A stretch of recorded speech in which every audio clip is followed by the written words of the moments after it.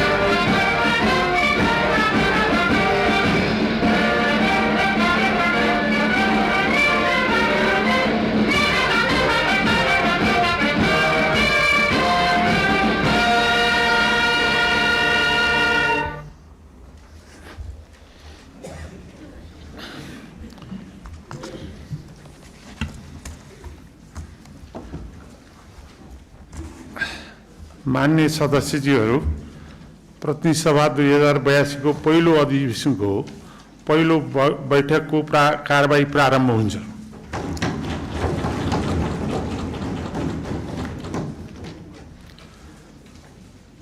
मान्य सदस्यज्यूहरूको के आपत्ति हो? आज बैठकको प्रारम्भिक दिन हो। हामीले प्रतिनिधि सभा नियमावली पारित गर्न अझै बाँकी छ। त्यसैले यसलाई चाहिँ नि अलिकति आजलाई शान्तपूर्ण कुनै विवाद नभइकन अगाडि चलोस् भन्ने हाम्रो हिजोको छलफल पनि हो। त्यसैले म मान्य सदस्यहरूलाई आग्रह गर्छु बसिदिउँ।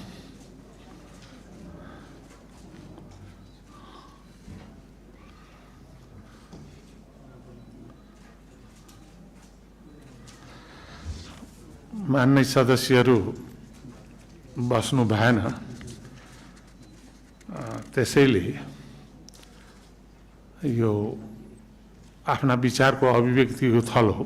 संसदलाई शून्यतामा लानु पनि एकतिर उपयुक्त होइन भने अर्कोतिर आजको प्रथम दिन कुनै पनि किसिमको विवाद नभइकन प्रक्रियागत रूपले चलोस् भन्ने संसदको धारणा पनि हो।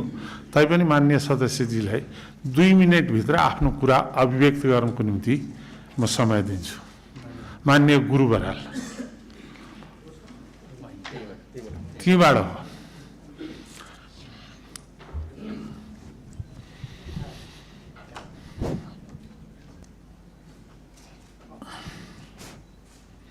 माइक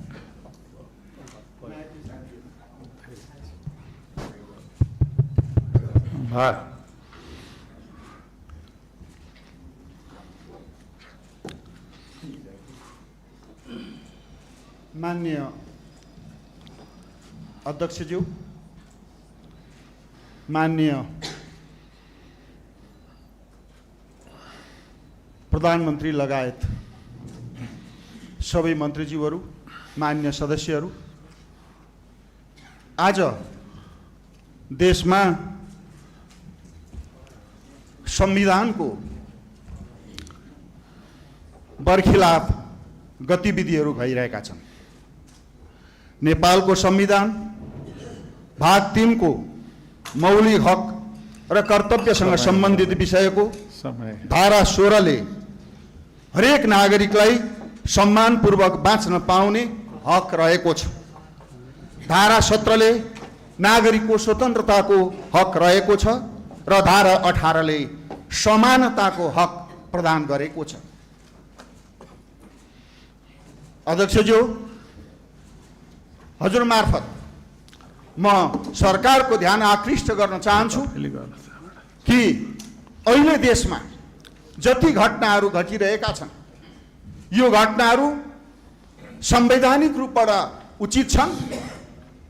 पूर्व प्रधानमन्त्री तथा पार्टीको अध्यक्ष केपी शर्मा ओली तथा पूर्व गृहमन्त्री तथा नेपाली कांग्रेसको नेता रमेश लेखकलाई फौजदारी कार्यविधि 181 र 82 लाई गलत ढङ्गले प्रयोग गरेर आज बन्दी बनाइएको छ। यो गम्भीर आपत्तिको विषय छ। यो विषयलाई लिएर देशव्यापी विरोध प्रदर्शन भइरहेको छ। काठमाडौँ लगायत विभिन्न ठाउँहरूमा शान्तिपूर्ण प्रदर्शन गर्दा आज सरकारले निर्मम दमन गरेको छ। अहिले यही उपस्थित हुनुभएको माननीय सदस्य द्वय, अहिले यहाँ माननीय साजिदा सिद्दिकी त्यस्तै गरी विष्णुमाया विक, उहाँहरूलाई गम्भीर घायल बनाइएको छ। म अध्यक्षज्यू मार्फत मान्यलाई एकपल्ट उभिदिन अनुरोध गर्न चाहन्छु। उहाँहरूको घाउ, उहाँहरूको चोट किन लाग्यो, कसले लगायो? म गृहमन्त्रीज्यूलाई यस विषयमा छानबिन गर्न र यो दोषीलाई कारबाही गरी किनारा लगाउन अनुरोध गर्न चाहन्छु। यस्तै गरी पार्टीको नेकपा एमालेको सुर्खेतको पार्टी कार्यालयमा प्रवेश गरेर जिल्ला पार्टीका नेता लगायत दर्जनौंलाई घाइते बनाइएको छ। राजधानीमा पार्टीका केन्द्रीय सदस्य लगायत दर्जनौं आज घाइते हुनुहुन्छ। चोटपटक लागेको छ, टाउकोमा टाँका लगाइएको छ, हात भाँचिएको छ। यसरी देशको संविधानको बरखिलाफ जे गतिविधिहरू भइरहेका छन् यो अत्यन्त निन्दनीय छ, आपत्तिजनक छ र यो संविधान अनुसार देश चलोस् हामी यसको अपेक्षा राख्दछौं। र आजै पूर्व प्रधानमन्त्री केपी शर्मा ओली र गृहमन्त्री पूर्व गृहमन्त्री रमेश लेखकको तुरन्त रिहाईको माग गर्दछौं, घाइतेहरूको उपचारको माग गर्दछौं र जसले मान्य सदस्यहरूलाई गम्भीर घाइते बनायो यसको यथोचित छानबिन गर्ने र कानुन अनुसार दुईटा आज कानुन अनुसार एकातर्फ फौजदारी कार्यविधिको 81 र 82 प्रयोग गर्ने कुरा एकातर्फ भएको छ, अर्कोतर्फ त्यही कार्यविधि माथि त्यो प्रतिवेदनको अर्को खण्ड अर्थात् 24 गतेको खण्डको बारेमा आज कतै कुनै कुरा उल्लेख गरिएको छैन र त्यसको बारेमा छानबिन गर्नुपर्छ भनिएको छ, नयाँ कार्यदल बनाउनुपर्छ भनिएको छ। यस खालको एउटा घटनासँग जोडिएर दुई खालका कुराहरू अत्यन्त गम्भीर छन्। यस अर्थमा नेपाल सरकारको यस विषयमा गम्भीरतापूर्वक ध्यान आकृष्ट गर्दछु र अध्यक्ष मार्फत यो गम्भीरतालाई लिएर आवश्यक हस्तक्षेप बन्द गर्ने, पूर्व प्रधानमन्त्री र गृहमन्त्रीको अविलम्ब रिहाई गर्ने र यो देशमा शान्तिपूर्ण प्रदर्शन गर्ने मौलिक अधिकारलाई पूर्ण रूपमा बहाल गर्नको लागि ग्यारेन्टी गरियोस् भन्ने हार्दिक अनुरोध गर्दछु। धन्यवाद। मान्य सदस्यहरू, सम्मान्य राष्ट्रपतिबाट अधिवेशन आह्वान सम्बन्धी पत्र प्राप्त हुन आएको छ। सोको बेहोरा म पढेर सुनाउँछु। नेपालको संविधानको धारा 93 को उपधारा 1 बमोजिम नेपाल सरकार मन्त्री परिषदको मिति 2082 12-16 गतेको सिफारिसमा सम्बत 2082 साल चैत्र 19 गते बिहिबारको दिन 2 बजे संघीय संसद भवन सिंहदरबारमा संघीय संसदको दुवै सदनको अधिवेशन आह्वान गरेको छ। राष्ट्रपति रामचन्द्र पौडेल, मिति 2082 चैत्र 16। मान्य सदस्यहरू, अब राष्ट्र हित, लोकतन्त्र र अग्रगामी परिवर्तनका लागि भएका विभिन्न आन्दोलनका साथै यी आन्दोलनमा जीवन उत्सर्ग गर्ने ज्ञात अज्ञात सम्पूर्ण शहीदहरूप्रति श्रद्धाञ्जली अर्पण गर्न 1 मिनट उठेर मौन धारणा गरौँ।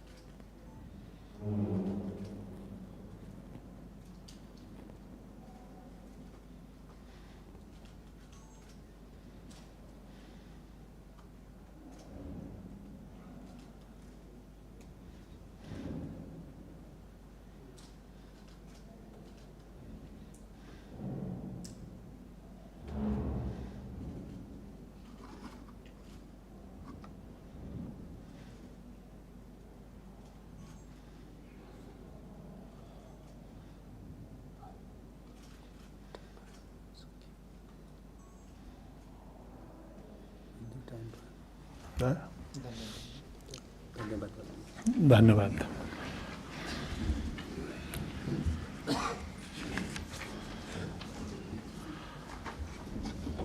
माननीय सदस्यहरू, म केही कुरा राख्न चाहन्छु। सर्वप्रथम यस सभाको पहिलो अधिवेशनको पहिलो बैठकमा पाल्नु भएका सम्पूर्ण माननीय सदस्यहरूमा हार्दिक स्वागत गर्दछु। माननीय सदस्यहरू, 2015 सालको ऐतिहासिक प्रथम संसदीय निर्वाचनपछि अत्यधिक बहुमत सहित गत फागुन 21 गते सम्पन्न संघीय प्रतिनिधि सभा निर्वाचनबाट राजनीतिक स्थिरता, दण्डविहीनता को अन्त्य, सुशासन, नीतिगत भ्रष्टाचारको निवारण, भ्रष्टाचार मुक्त समाज र विधिको शासन स्थापनाको खोजीमा ऐतिहासिक सफलताको रूपमा प्राप्त यो गौरवमय संघीय प्रतिनिधि सभामा हामी उपस्थित भएका छौँ। सर्वप्रथम म यस गरिमामय सदनका सम्पूर्ण माननीय सदस्यहरूलाई हार्दिक बधाई दिन चाहन्छु। सम्माननीय प्रधानमन्त्री श्री बालेन्द्र शाहज्यू लगायत बहालमा हुनुभएका सम्पूर्ण मन्त्री परिषदका माननीय मन्त्रीहरूमा हार्दिक बधाई तथा सफलताको शुभकामना व्यक्त गर्दछु। पटक पटक नेपाली जनताको सम्मान, स्वाभिमान, राष्ट्रहितको लागि लोकतान्त्रिक आन्दोलनहरूमा र गत भदौ 23 गतेको जेएनजी आन्दोलनमा जीवन आहुति गर्नुभएका सम्पूर्ण महान शहीदहरूप्रति हार्दिक श्रद्धाञ्जली अर्पण गर्दछु। जननिर्वाचित संसद जनताको सार्वभौम अधिकारलाई प्रतिनिधित्व गर्ने लोकतन्त्रको प्रमुख आधारथलो हो। नेपाली जनताको ताजा जनादेशबाट गठित यो प्रतिनिधि सभालाई आम जनताले पूर्ण आशा, विश्वास, भरोसा र उत्सुकता साथ हेरेका छन्। जनताले सरकार मात्र परिवर्तन खोजेको होइन, सरकारसँगै शासन सञ्चालनका आमूल रूपमा संस्कार र संस्कृतिको परिवर्तन पनि खोजेका छन्। मन्त्री परिषदले हालै सार्वजनिक गरेको आफ्नो 100 बुँदे शासकीय सुधार सम्बन्धी पहिलो कार्यसूची स्वागतयोग्य छ र यसको कार्यान्वयनको लागि समन्वय, समर्पण र निष्पक्षताको जरुरी छ। यो सम्मानित सदनमा विभिन्नता हुनु स्वाभाविक छ र विभिन्नतामा अभिन्नता नै लोकतन्त्र हो। नेपालको संविधान यसको समावेशी, समानतावादी, जनताको सर्वोच्चताको भावना प्रति हामी सबै आफ्नो आफ्नो स्थानबाट अभिन्न रूपमा निष्ठावान छौँ। तसर्थ तोड्ने होइन जोड्ने, सबै पक्षलाई समेट्ने, उत्तेजना होइन चेतना, आवेग होइन विवेक प्रयोग गर्दै आजको राष्ट्रिय चाहना सम्बोधन गर्न जरुरी छ। संविधान र संवैधानिक अधिकारको रक्षा, विधि र प्रक्रियाको पालनामा समर्पित हुँदै जनआस्था र आशालाई व्यावहारिक नीति योजना र परिणाम मार्फत सम्बोधन आजको आवश्यकता हो। मान्य सदस्यहरू, समय समयमा राजनीतिक पद्धतिमा परिवर्तन आयो, तर पद्धति अनुरूप प्रवृत्तिमा परिवर्तन आएन। देशले पटक पटक प्रतिनिधि सभाको असमयमै विघटन भोग्नु पर्दा मुलुकको शासन प्रशासनमा अन्यल, अस्थिरता, अनिश्चितता मात्र होइन, अवांछित विसङ्गति, विकृति र समस्याहरूले गर्दा राष्ट्रिय जीवनमै असर पर्न गयो। संवैधानिक संस्थाहरूको निष्पक्षता, स्वायत्तता, पारदर्शितामा विश्वसनीयताका ह्रास हुँदै गयो। संसदीय अभ्यासमा आइपरेका त्यस्ता असरले नीति निर्माण, कानुन तर्जुमा, सरकारलाई जनउत्तरदायी बनाउने काममा पनि गम्भीर असर पुग्यो। यस प्रकारका गतिविधिहरूमा अब पूर्ण विराम लाग्नुपर्ने जनताले दिएको यो स्पष्ट जनादेश हो। विकास, अर्थतन्त्र र सुशासनसँग सम्बन्धित विधेयकहरू प्राथमिकताका साथ पारित गर्नुपर्ने, राजनीतिक अस्थिरता, उही पुरानै विचार, प्रवृत्ति र बानी देखेर दिक्क भएका जनताले नयाँ सरकारसँग नयाँ संस्कार र नयाँ संस्कृति र प्रवृत्ति खोजेका छन्। संसदीय बहसको आफ्नै कायदा कानुन संहिता छ। बहसमा प्रस्तुत हुने भाषा, शैली र अभिव्यक्तिले निश्चित मर्यादा र संस्कार र सभ्यताको परिधि खोज्दछ। यसको गरिमा र प्रभावकारिताको लागि संसदीय शब्द वा अभिव्यक्तिलाई प्रचलनमा नल्याउन परिभाषित गरेको छ। शिष्ट, मर्यादित र जिम्मेवार व्यवहारका साथ मान्य सदस्यहरूबाट यसको अनुपालन गरेर संसदको मर्यादा, प्रभावकारिता र गरिमा बढाउनु हुनेछ भन्ने कुरा मैले पूर्ण विश्वास लिएको छु। वाद, प्रतिवाद र संवाद नै लोकतन्त्रको आत्मा हो। सत्ता पक्ष र प्रतिपक्षको संरचनागत विशिष्टता हो। देशको साझा मामिला र जनसरकारको विषयमा दलीय सहमति र सहकार्य हुनुपर्ने कयौं विषय छन्। प्रतिपक्षको विरोधले सरकारलाई सही बाटोमा चल्न रचनात्मक योगदान पुर्याउनुपर्छ। बहुविचारधारा, मौलिकता र निर्णय उन्मुख बहस संसदको स्वाभाविक आकर्षण मानिन्छ। विचार र बहसमा तीव्र घर्षण र कटुताले हामीलाई कहिलेकाहीँ तिक्तताको अनुभव पनि गराउन सक्ला, तर वैचारिक घर्षणबाट निस्कने सुन्दर निचोड नै लोकतन्त्रको सम्पदा हो भन्ने कुरा हामीले बिर्सिनु हुँदैन। प्रतिनिधि सभालाई समाधान सभा बनाउने क्रममा आउने यस्ता अवस्थालाई सहज रूपमा लिनु लोकतान्त्रिक संस्कार हो। त्यसैले बदला होइन, बदल्ने महत्वाकांक्षा र व्यावहारिकता, आदर्श यथार्थको सम्बोधन जरुरी छ। मान्य सदस्यहरू, हामी कोही कसैका शत्रु छैनौँ। हाम्रो साझा शत्रु भनेकै जनताले भोगेको गरिबी, अशिक्षा, बेरोजगारी, महँगी, रोगव्याधि, शासकीय दुर्बलता, देशको सामर्थ्यलाई प्रत्यक्ष असर पुर्याइरहेका विकृतिहरू हुन्। यसबाट मुक्ति र समृद्धि पाउन जनताले यो संसदमाथि ठूलो भरोसा राखेका छन्। निरपेक्ष गरिबी रेखामुनि का उपेक्षित र सीमान्तकृत समुदायलाई सामाजिक न्याय र सुरक्षाको प्रत्याभूति र आयको सुनिश्चिततातर्फ राष्ट्रको सम्पूर्ण ध्यान केन्द्रित हुनु जरुरी छ। बदलिलो र प्रतिकूल विश्व परिवेशमा जटिलता, द्वन्द्व र अशान्ति उन्मुख हुँदै गएको हाम्रो स्थितिमा हामी नेपाली बीच अझ सम्पूर्ण एकताको आवश्यकता बढेको छ। जुन प्रकारले राजनीतिक दायरा फराकिलो हुँदै आयो, त्यसै अनुपातमा आर्थिक विकासको दायरा फराकिलो हुन सकेन। आर्थिक क्षेत्रको सङ्कुचनलाई फराकिलो दायरा दिनु यो सम्मानित सदनको दायित्व हो भन्ने मैले मानेको छु। इमानुएल कान्टले भने जस्तो, मान्छेले स्वतन्त्रता तब हासिल गर्छ जब उसले कुनै व्यक्तिको आदेशको पालना नगरी कानुनको मात्र पालना गरे पुग्छ। अहिले वास्तवमा सम्पूर्ण नेपाली समाजले खोजेको यस्तै हो भन्ने मलाई लाग्छ। हाम्रो लोकतन्त्र र संसदको अभ्यन्तर चाहना पनि यही हो। प्रतिनिधि सभाको गठनको ताजा परिस्थितिमा सभामुख लगायत पदाधिकारीहरू नियुक्ति, संसदीय समिति गठन आदि कार्यहरू हुन बाँकी नै छ। आपसी संवाद, समझदारी, सहकार्यबाट यी सबै कामहरू सौहार्दपूर्ण तरिकाले सम्पन्न हुने मैले विश्वास लिएको छु। अन्त्यमा नवगठित सरकार र प्रतिनिधि सभाको पूर्ण सफलता र प्रभावकारितामा पनि कुनै कमी नआउने कुरा मैले विश्वास लिएको छु। धन्यवाद।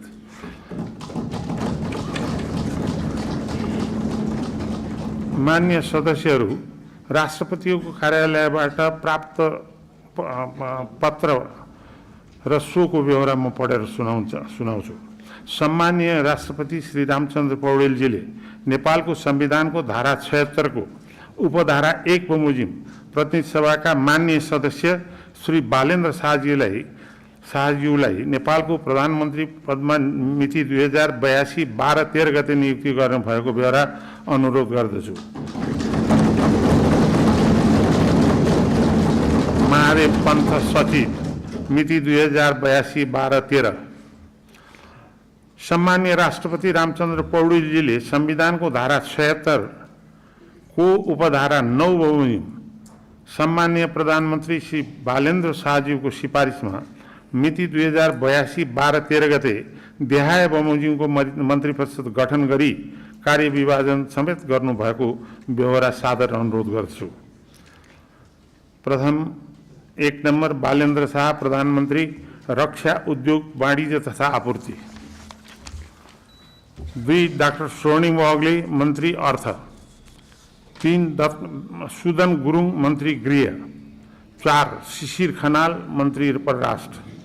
5 सुनील लम्साल मन्त्री भौतिक पूर्वाधार तथा यातायात शहरी विकास। 6 विराज भक्त श्रेष्ठ मन्त्री ऊर्जा जलस्रोत तथा सिंचाई।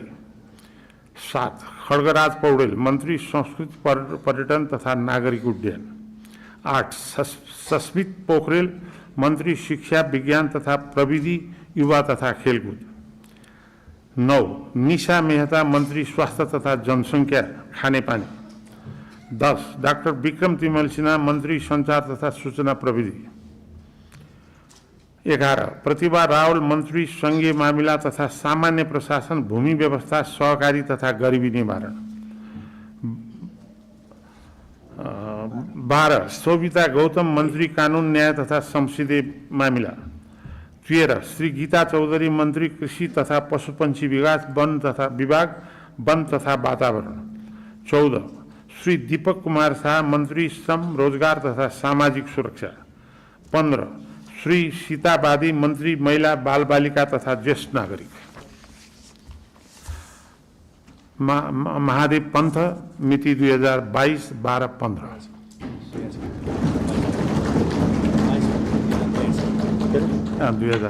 2082-12-15। मान्य सदस्यहरू, नेपालको संविधानको धारा 104 बमोजिम प्रतिनिधि सभाले आफ्नो कार्य सञ्चालन गर्न, बैठकको सुव्यवस्था कायम राख्न र अन्य काम कारबाही नियमित एवं प्रभावकारी बनाउन यस प्रतिनिधि सभाले सभाको नियमावली नबनाएसम्मका लागि प्रतिनिधि सभा नियमावली 2079 बमोजिम सभाले आफ्ना काम कारबाही गर्ने प्रस्तावलाई बैठक समक्ष स्वीकृतिलाई पेश गर्दछु।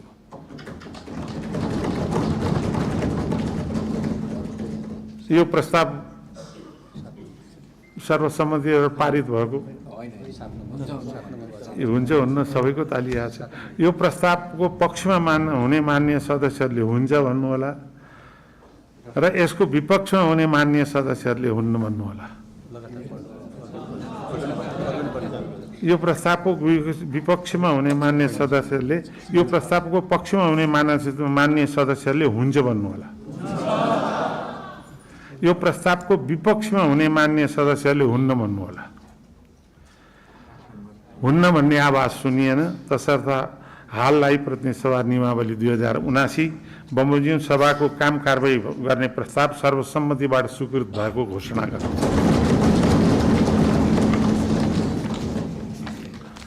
मान्य सदस्यहरू, प्रतिनिधि सभा नियमावली 2079 को नियम 10 बमोजिम सभामुख तथा उपसभामुखको अनुपस्थितिमा बैठकको अध्यक्षता गर्न निम्नलिखित मान्य सदस्यहरूलाई मनोनयन गरेको व्यवहार जानकारी गराउँछु। माननीय आरएन राई, माननीय गंगा छन्त्याल, माननीय ताहिर अली भाट, माननीय बासना थापा, माननीय विश्वराज पोखरेल, माननीय यज्ञबहादुर बोगटी, माननीय बलावती शर्मा। मान्य सदस्यहरू, अब यस सभाको पहिलो अधिवेशनको अवसरमा दलीय प्रतिनिधित्वको आधारमा बोल्नको लागि मान्य सदस्यको नाम प्राप्त भएको छ। अब म उहाँहरूलाई समय दिन्छु। सर्वप्रथम मान्य रवि लामिछानेलाई बोल्न समय दिन्छु। उहाँको समय 25 मिनट। उहाँले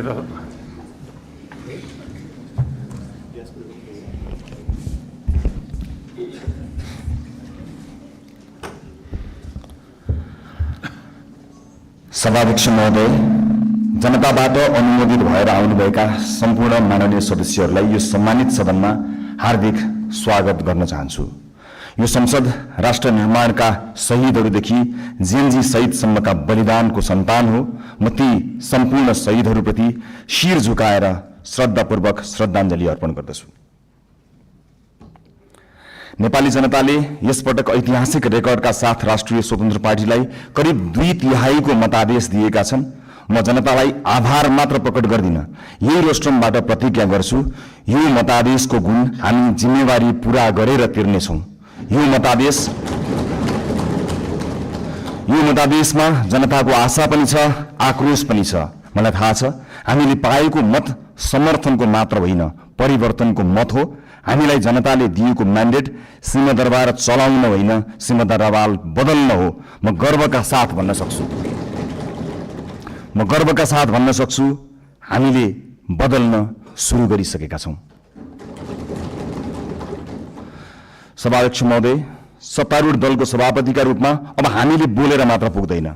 मैले मात्र होइन, रासोपाका हरेक माननीयले कामबाटै आफूलाई, पार्टीलाई र सरकारलाई प्रमाणित गर्नुपर्छ। अब हामी राम्ररी बोल्नुभन्दा पनि हाम्रा कामहरू र सरकारका कामहरू आफै अत्यन्त राम्रोसँग बोल्नेछन् र ती बोल्न सुरु गरिसकेका कुरा फेरि पनि म निवेदन गर्न चाहन्छु। सभाध्यक्ष महोदय, हामीलाई हनीमुन पिरियडको सुविधा पनि चाहिँदैन।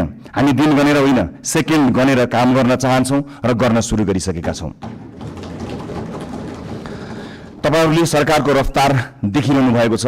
अब कर्मचारी तन्त्र सहित सिङ्गो देशले यो रफ्तारसँग गति मिलाउनुको विकल्प छैन। हामी आफ्ना मात्र होइन, जायज छन् भने विपक्षी दलका चुनावी प्रतिबद्धताको पनि स्वामित्व लिन तयार भएर आएका छौँ र यसको सार्वजनिक घोषणा हामीले गरिसकेका छौँ। सभाध्यक्ष महोदय, सरकारका प्राथमिकता, योजना र दिशा सविस्तार सम्माननीय प्रधानमन्त्री ज्यूबाटै आवश्यक परे बोलेर र आवश्यक नपर्दा नबोलेरै कामबाट प्रस्तुत हुने कुरा पनि म सम्मानित सदनलाई जानकारी गराउनेछु। र म आज केवल केही राजनीतिक विषयमा प्रवेश गर्न चाहन्छु। सभाध्यक्ष महोदय, यो सम्मानित संसदमा यसअघि पनि पटक पटक एकल बहुमतका सरकार नबनेका होइनन्, तर ती सरकारहरू इतिहासका अङ्क बने, इतिहास बदल्ने औजार बन्न सकेनन्। किन सकेनन्?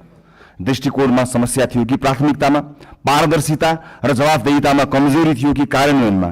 किन अवसरहरूलाई परिणाममा बदल्न सकिएन? हामी इतिहासबाट सिक्न लाज मान्ने छैनौँ। जनताले अहिले हामीलाई दिएको विशाल बहुमतको इतिहास यो पनि फेरि गुमेको अवसर भनेर लेखियो भने हामी कलङ्कित हुनेछौँ। हामीलाई त्यो मन्जुर छैन। राष्ट्रपाका साथीहरूलाई म सम्झाउँछु, हामी यहाँ प्रश्न सोधेर आएका हौँ। अहिले बस्ने ठाउँ फेरि होला, तर आज पनि ती प्रश्नहरूप्रति हाम्रो नैतिक जिम्मेवारी उस्तै छ। अब साबित गर्नु छ कि हामीलाई केवल प्रश्न सोध्न मात्र आउँदैन, उत्तर दिन पनि आउँछ। समस्या देखाउन मात्र होइन, समाधान खोज्न पनि आउँछ। प्रतिपक्ष दलहरूलाई मेरो विनम्र आग्रह छ, हामीमाथि 24 घण्टा निगरानी गरिदिनु होला। शासनमा तपाईँहरूको लामो अनुभव छ, हाम्रा कमजोरी उजागर गरिदिनु होला, गल्ती देखाइदिनु होला। यदि हामीले बाटो बिरायौँ भने सच्याइदिनु होला। यदि हामी जनताबाट टाढा हुन खोज्यौँ भने हामीलाई जनताको आवाज सम्झाइदिनु होला। हामीबाट अहङ्कार नबढोस्, हामीमा कुनै अहङ्कार नछाओस्, हाम्रा निर्णयहरू एकतर्फ नहुन्। लोकतन्त्रमा सत्ता पक्ष र प्रतिपक्ष प्रतिस्पर्धी मात्र होइनन्, एकअर्काका पूरक पनि हुन्। एकले काम गर्छ, अर्कोले निगरानी गर्छ। एकले योजना बनाउँछ, अर्कोले परख गर्छ।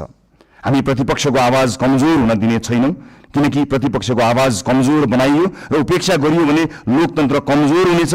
यो हामीले अस्ति भर्खरै देखिसकेका छौँ। यो संसद बहसको थलो हुनेछ, प्रतिशोधको होइन। हिजो आफ्नालाई बचाउन र विपक्षीलाई फसाउन कानुन नै संशोधन गरिएको छ र अध्यादेश समेत ल्याइएको छ। त्यस्ता गलत क्रियाकलाप यथाशीघ्र सच्याइने कुरा म यो सम्मानित सदनलाई जानकारी गराउन चाहन्छु। प्रतिपक्षमाथि अहङ्कार र प्रतिशोधको त्यो अध्याय अब दोहोरिने छैन। आस्थाका आधारमा फरक व्यवहार हुने छैन। अब अन्यायपूर्वक विधि नै निचेर सुन्न मन लागेका कुरा नसुनौ भनेर कसैको माइक काटिने छैन। संसदीय समितिहरूमा संख्याकै बलमा प्रतिशोध र अत्याचार हुने छैन, तर सुशासनको वेग भने रोकिने छैन। न्याय पाउने पहिलो हक शहीदकी आमाको हो, त्यसलाई प्रतिशोध भन्न पाइने छैन।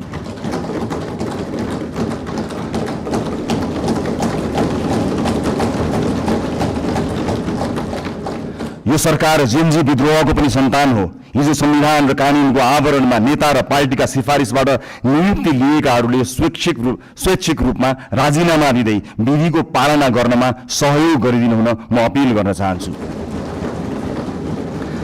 सरकार नयाँ नीति, कानुन, मापदण्ड र मान्यताका आधारमा स्वच्छ र प्रतिस्पर्धात्मक नियुक्ति प्रक्रिया लागू गर्न चाहन्छ।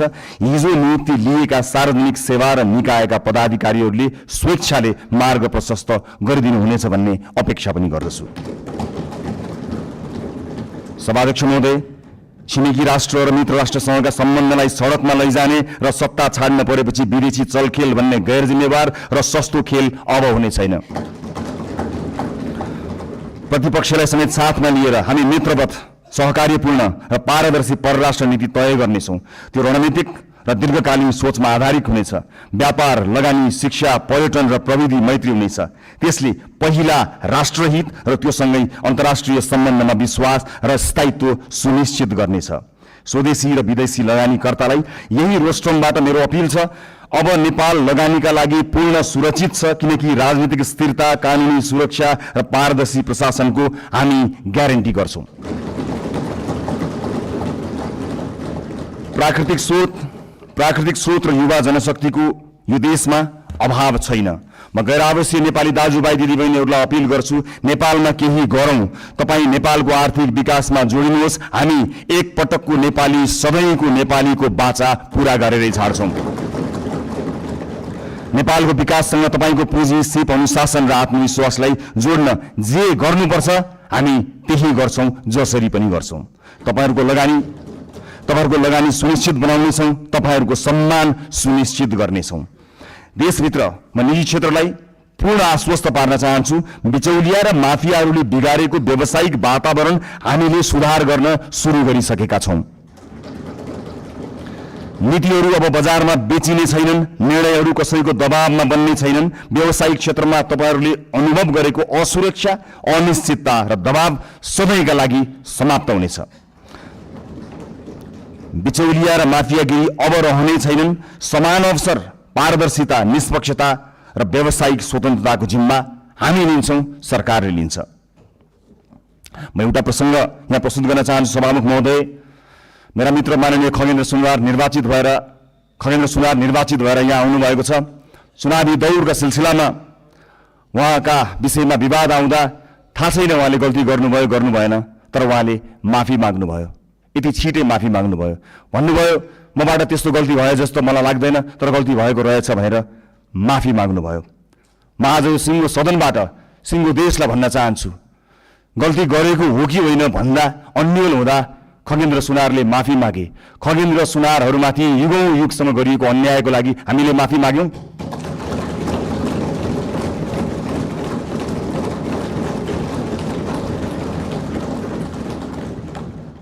यो देशको दलित समुदायलाई मैले आज सार्वजनिक क्षमा याचनाका साथ केही भन्नु छ। यो सरकार शताब्दीदेखिको विभेदको, अन्यायको, अत्याचारको इतिहाससँग पहिलो पटक सामूहिक र सार्वजनिक माफी माग्दैछ, त्यो पनि यो सदनबाट।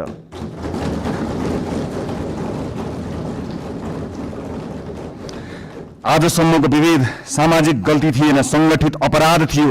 यो देश किन बनेन थाहा छ? किनकि जसका हातमा सिप थियो तिनलाई हामीले अछुत मान्यौँ। अब कुनै पनि नेपाली जातका नाममा झुक्नु पर्ने छैन। म सिङ्गो पार्टी, सम्माननीय प्रधानमन्त्रीज्यू, सरकारको तर्फबाट पनि माफी माग्छौँ र यो माफीको मूल्य अब न्यायले गर्नेछ भन्ने कुरा पनि सुनिश्चित गर्न चाहन्छु। यो रेस्टुरेन्टबाट मैले आमा र दिदीबहिनीहरूलाई पनि केही भन्नु छ। यो देशमा तपाईँहरूले सबैभन्दा धेरै जिम्मेवारी बोकेर पनि सबैभन्दा कम अवसर पाउनुभयो। घर सम्हाल्नुभयो, परिवार बचाउनुभयो, समाज चलाउनुभयो, तर त्यसलाई काम मानिएन। महिलालाई अवसर अब अनुग्रह होइन, अधिकार हुनेछ। हामी सुनिश्चित गर्नेछौँ शिक्षा र रोजगारीमा बराबर पहुँच, राज्यका हरेक तहमा अर्थपूर्ण प्रतिनिधित्व, कर्मस्थल र समाजमा सुरक्षा र सम्मान, अनि महिला विरुद्धका हिंसामा शून्य सहनशीलता। कुनै छोरीले अब आफ्नो सपना सानो बनाउनु पर्ने छैन। अबको यात्रा केवल समानताको होइन, सशक्तिकरणको हुनेछ। सँगसँगै ज्येष्ठ नागरिकहरूको आर्थिक सुरक्षा, सामाजिक कल्याण र आत्मसम्मान पनि हाम्रो कर्तव्य हुनेछ। आजको संसदको जनादेशका वास्तविक रचयिता हुनुहुन्छ वैदेशिक रोजगारमा रहेका नेपाली दाजुभाइ दिदीबहिनीहरू। यो देशमा आजसम्म सधैँ तपाईँहरूले पठाएको रेमिटेन्सको कुरा भयो, तर आज म पैसाको होइन, तपाईँहरूले तिर्नुभएको व्यक्तिगत मूल्यको कुरा गर्छु। परिवारबाट अलगिनु भयो, आमा बुवाको साथ गुमाउनु भयो, कलिला छोराछोरीको बाल्यकाल गुमाउनु भयो, चाडपर्वको रमाइलो, परिवारको माया, आफ्नो गाउँघरको न्यानोपन गुमाउनु भयो। कतिले आमा बाबुको मृत्युमा काँध थाप्न पाउनु भएन, कतिले सन्तानको पहिलो पाइला देख्न पाउनु भएन। आज म यहीँबाट क्षमा याचनाका साथ स्वीकार गर्छु, यो देशले तपाईँहरूको त्यागको उचित सम्मान गरेन। अब तपाईँहरूको पीडा केवल कथा बन्ने छैन, नीति बन्ने छ, राज्यको प्राथमिकता बन्ने छ।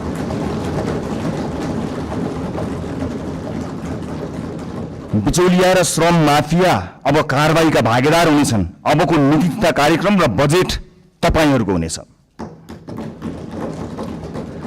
खाडी क्षेत्रमा अब जाने हाम्रा राजदूतहरू बिचौलियासँगको डिनर टेबलमा होइन, श्रमिकका शिविरहरूमा भेटिनेछन्। मैले युवा साथीहरूलाई विशेष अपिल गर्नु छ, यो परिवर्तन पनि तपाईहरूको हो, यो सरकार पनि तपाईहरूको हो, यो संसद पनि तपाईहरूको सङ्घर्ष, तपाईहरूको आवाज र तपाईहरूको विश्वासको परिणाम हो यो संसद। तपाईहरूलाई दक्ष र आत्मनिर्भर बनाउन, रोजगारी र उद्यमशीलतासँग जोड्न, नवप्रवर्तन र नेतृत्वका अवसरहरू पैदा गर्न सरकार प्रतिबद्ध छ। माननीय सांसदज्यूहरू, जुनसुकै पार्टीबाट चुनिएर आए पनि हामी जनतालाई प्रतिनिधित्व गर्दछौँ। त्यसैले अब हाम्रो लक्ष्य एउटै हुनुपर्छ, देशको समृद्धि, जनताको जीवनमा सुधार र न्यायपूर्ण समाजको निर्माण। मलाई विश्वास छ यो सहकार्य, उत्तरदायित्व र परिवर्तनको प्रतीक हुनेछ। धन्यवाद।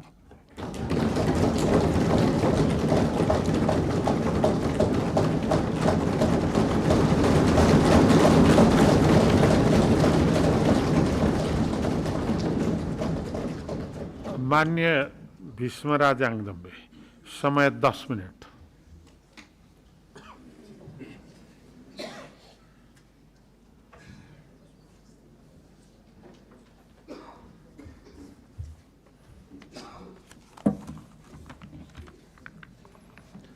सम्माननीय सभामुख महोदय, प्रतिनिधि सभाको यो पहिलो बैठक मार्फत हामी आज नयाँ यात्रा प्रारम्भ गरिरहेका छौँ। हामीले आज सुरुवातकै दिन सङ्कल्प गर्नु छ, हामी नागरिकमा नयाँ आशा र नयाँ विश्वास जगाउन सकौँ। यो घडीमा म आह्वान गर्दछु सबैले एकबद्ध भएर 7 सालको क्रान्तिदेखि पछिल्लो जेएनजी विद्रोहसम्ममा जीवन गुमाउनुभएका सबै शहीदहरूलाई स्मरण गरौँ, उहाँहरूका प्रति हार्दिक सम्मान व्यक्त गरौँ। 46 को जनआन्दोलन, 10 वर्ष लामो सशस्त्र विद्रोह, 62-63 को जनआन्दोलन, मधेस आन्दोलन, थरहट अनि आदिवासी जनजातिका अनेक प्रदर्शन र आन्दोलनहरू, त्यस क्रममा भएका कैयौंको शहादतले आज एकमुष्ट ती सम्पूर्ण शहादतलाई आज एकमुष्ट स्मरण पनि गरौँ। हामी एकै थलोमा भएर पनि भिन्न भिन्न आस्था र विचार बोकेर यहाँ छौँ, तर भिन्न रहे पनि एउटै नौकामा छौँ। डुबे सबै डुब्छौँ, सँगै डुब्छौँ, उठे सबै उठ्छौँ र सँगै उठ्छौँ। दल भिन्न होला, देश एउटै हो। त्यसैले आज इमानको पसिना बगाउने सङ्कल्प गरौँ अनि सङ्कल्प गरौँ अब फेरि कसैले कहिल्यै रगत बगाउनु नपरोस्। सम्माननीय सभामुख महोदय, फागुन 21 को निर्वाचनमा उत्साहका साथ ठूलो संख्यामा सहभागी भएर समस्त नेपाली आमाबुवा, दिदीबहिनी, दाजुभाइले लोकतन्त्र प्रतिको बलियो निष्ठा प्रकट गर्नुभएको छ। बीपी कोइरालाले नेपालका लागि सबैभन्दा उपयुक्त बाटो भनेर प्रस्तावित गरेको संसदीय लोकतान्त्रिक प्रणाली सबै राजनीतिक दल, सबै पुस्ता र सबै मतदाताबाट एकपल्ट फेरि अनुमोदित भएको छ। कुनै बेला संसदीय प्रणाली तत्कालीन राजाहरूको प्रहारमा पर्यो। आज राजतन्त्रको पक्षमा रहेका मित्रहरू पनि यही संसदमा अट्नु भएको छ। कुनै बेला संसदीय प्रणाली ढालेर बल प्रयोगबाट राज्य सत्ता कब्जा गर्ने ऐलान गर्नुभएका श्रद्धेय कमरेड प्रचण्ड यहाँ उपस्थित हुनुहुन्छ। आज पनि यही संसदमा शान्त, भद्र र शालीनताका साथ बस्नुभएको छ। कुनै बेला कांग्रेसले अपनाएको बाटोमा विपक्षमा खरो उभिएर अब दलहरूबाट देश चल्दैन भन्ने मित्रहरू पनि नयाँ दल खोलेर सबैभन्दा ठूलो दल बनेर यहाँ उपस्थित हुनुहुन्छ। रुखको साझा छहारी जस्तो यो संसदीय प्रणालीमा आज तपाईँ सबैलाई स्वागत गर्न पाउँदा म हर्षित छु। नेपाली कांग्रेस निर्वाचनबाट दोस्रो दल बने पनि पार्टीले बोकेको सिद्धान्त, विचार र बाटो अझ सबल र अझ सफल बनेको छ। यो घडी कांग्रेस पार्टीका प्रत्येक सदस्यले विशेष गरी सन्तोष व्यक्त गर्न मिल्ने घडी हो। म यति बेला ती प्रत्येक आदरणीय साथीलाई यो रोस्टरमा उभिएर स्मरण गर्न चाहन्छु। सम्माननीय सभामुख महोदय, नेपाली कांग्रेस निरन्तरतामा नवीनता भन्ने दृष्टिकोण राख्दछ। त्यसैले हरेक कालखण्डमा कि त हरेक परिवर्तनको नेतृत्व कांग्रेसले गर्दै आयो, कि त अरूले उठाएको जायज मुद्दालाई निष्कर्षमा कांग्रेसले नै पुर्यायो। त्यस हिसाबले कांग्रेस जेएनजी विद्रोहले उठाएको मुद्दालाई पनि निष्कर्षमा पुर्याउन प्रतिबद्ध छ। एक जिम्मेवार प्रतिपक्षी दलको रूपमा यो परिवर्तनलाई साथ दिन, सघाउन र खबरदारी गर्न कांग्रेस प्रतिबद्ध छ। परिवर्तनको स्वर र भावनालाई आत्मसात गरेर नेपाली कांग्रेसको विशेष महाधिवेशनले विभिन्न दृष्टिकोण पारित गरेको म यहाँ स्मरण गराउन चाहन्छु। बीपी कोइरालाले नेतृत्व गरेर प्रारम्भ भएको कांग्रेस सुवर्ण शमशेर, गणेशमान सिंह, कृष्ण प्रसाद भट्टराई, गिरिजा प्रसाद कोइराला, सुशील कोइराला र शेरबहादुर देउवा हुँदै आज विशेष महाधिवेशनबाट गगन थापालाई सभापति बनाएर बदलिएको समय र बदलिएको समाज अनुरूपको रूपान्तरणमा प्रवेश गरेको कुरा पनि म यहाँ निवेदन गर्न चाहन्छु। तर छोटो समयमा परिवर्तनको त्यो सन्देश नागरिक पंक्तिमा पुर्याउन सकिएन।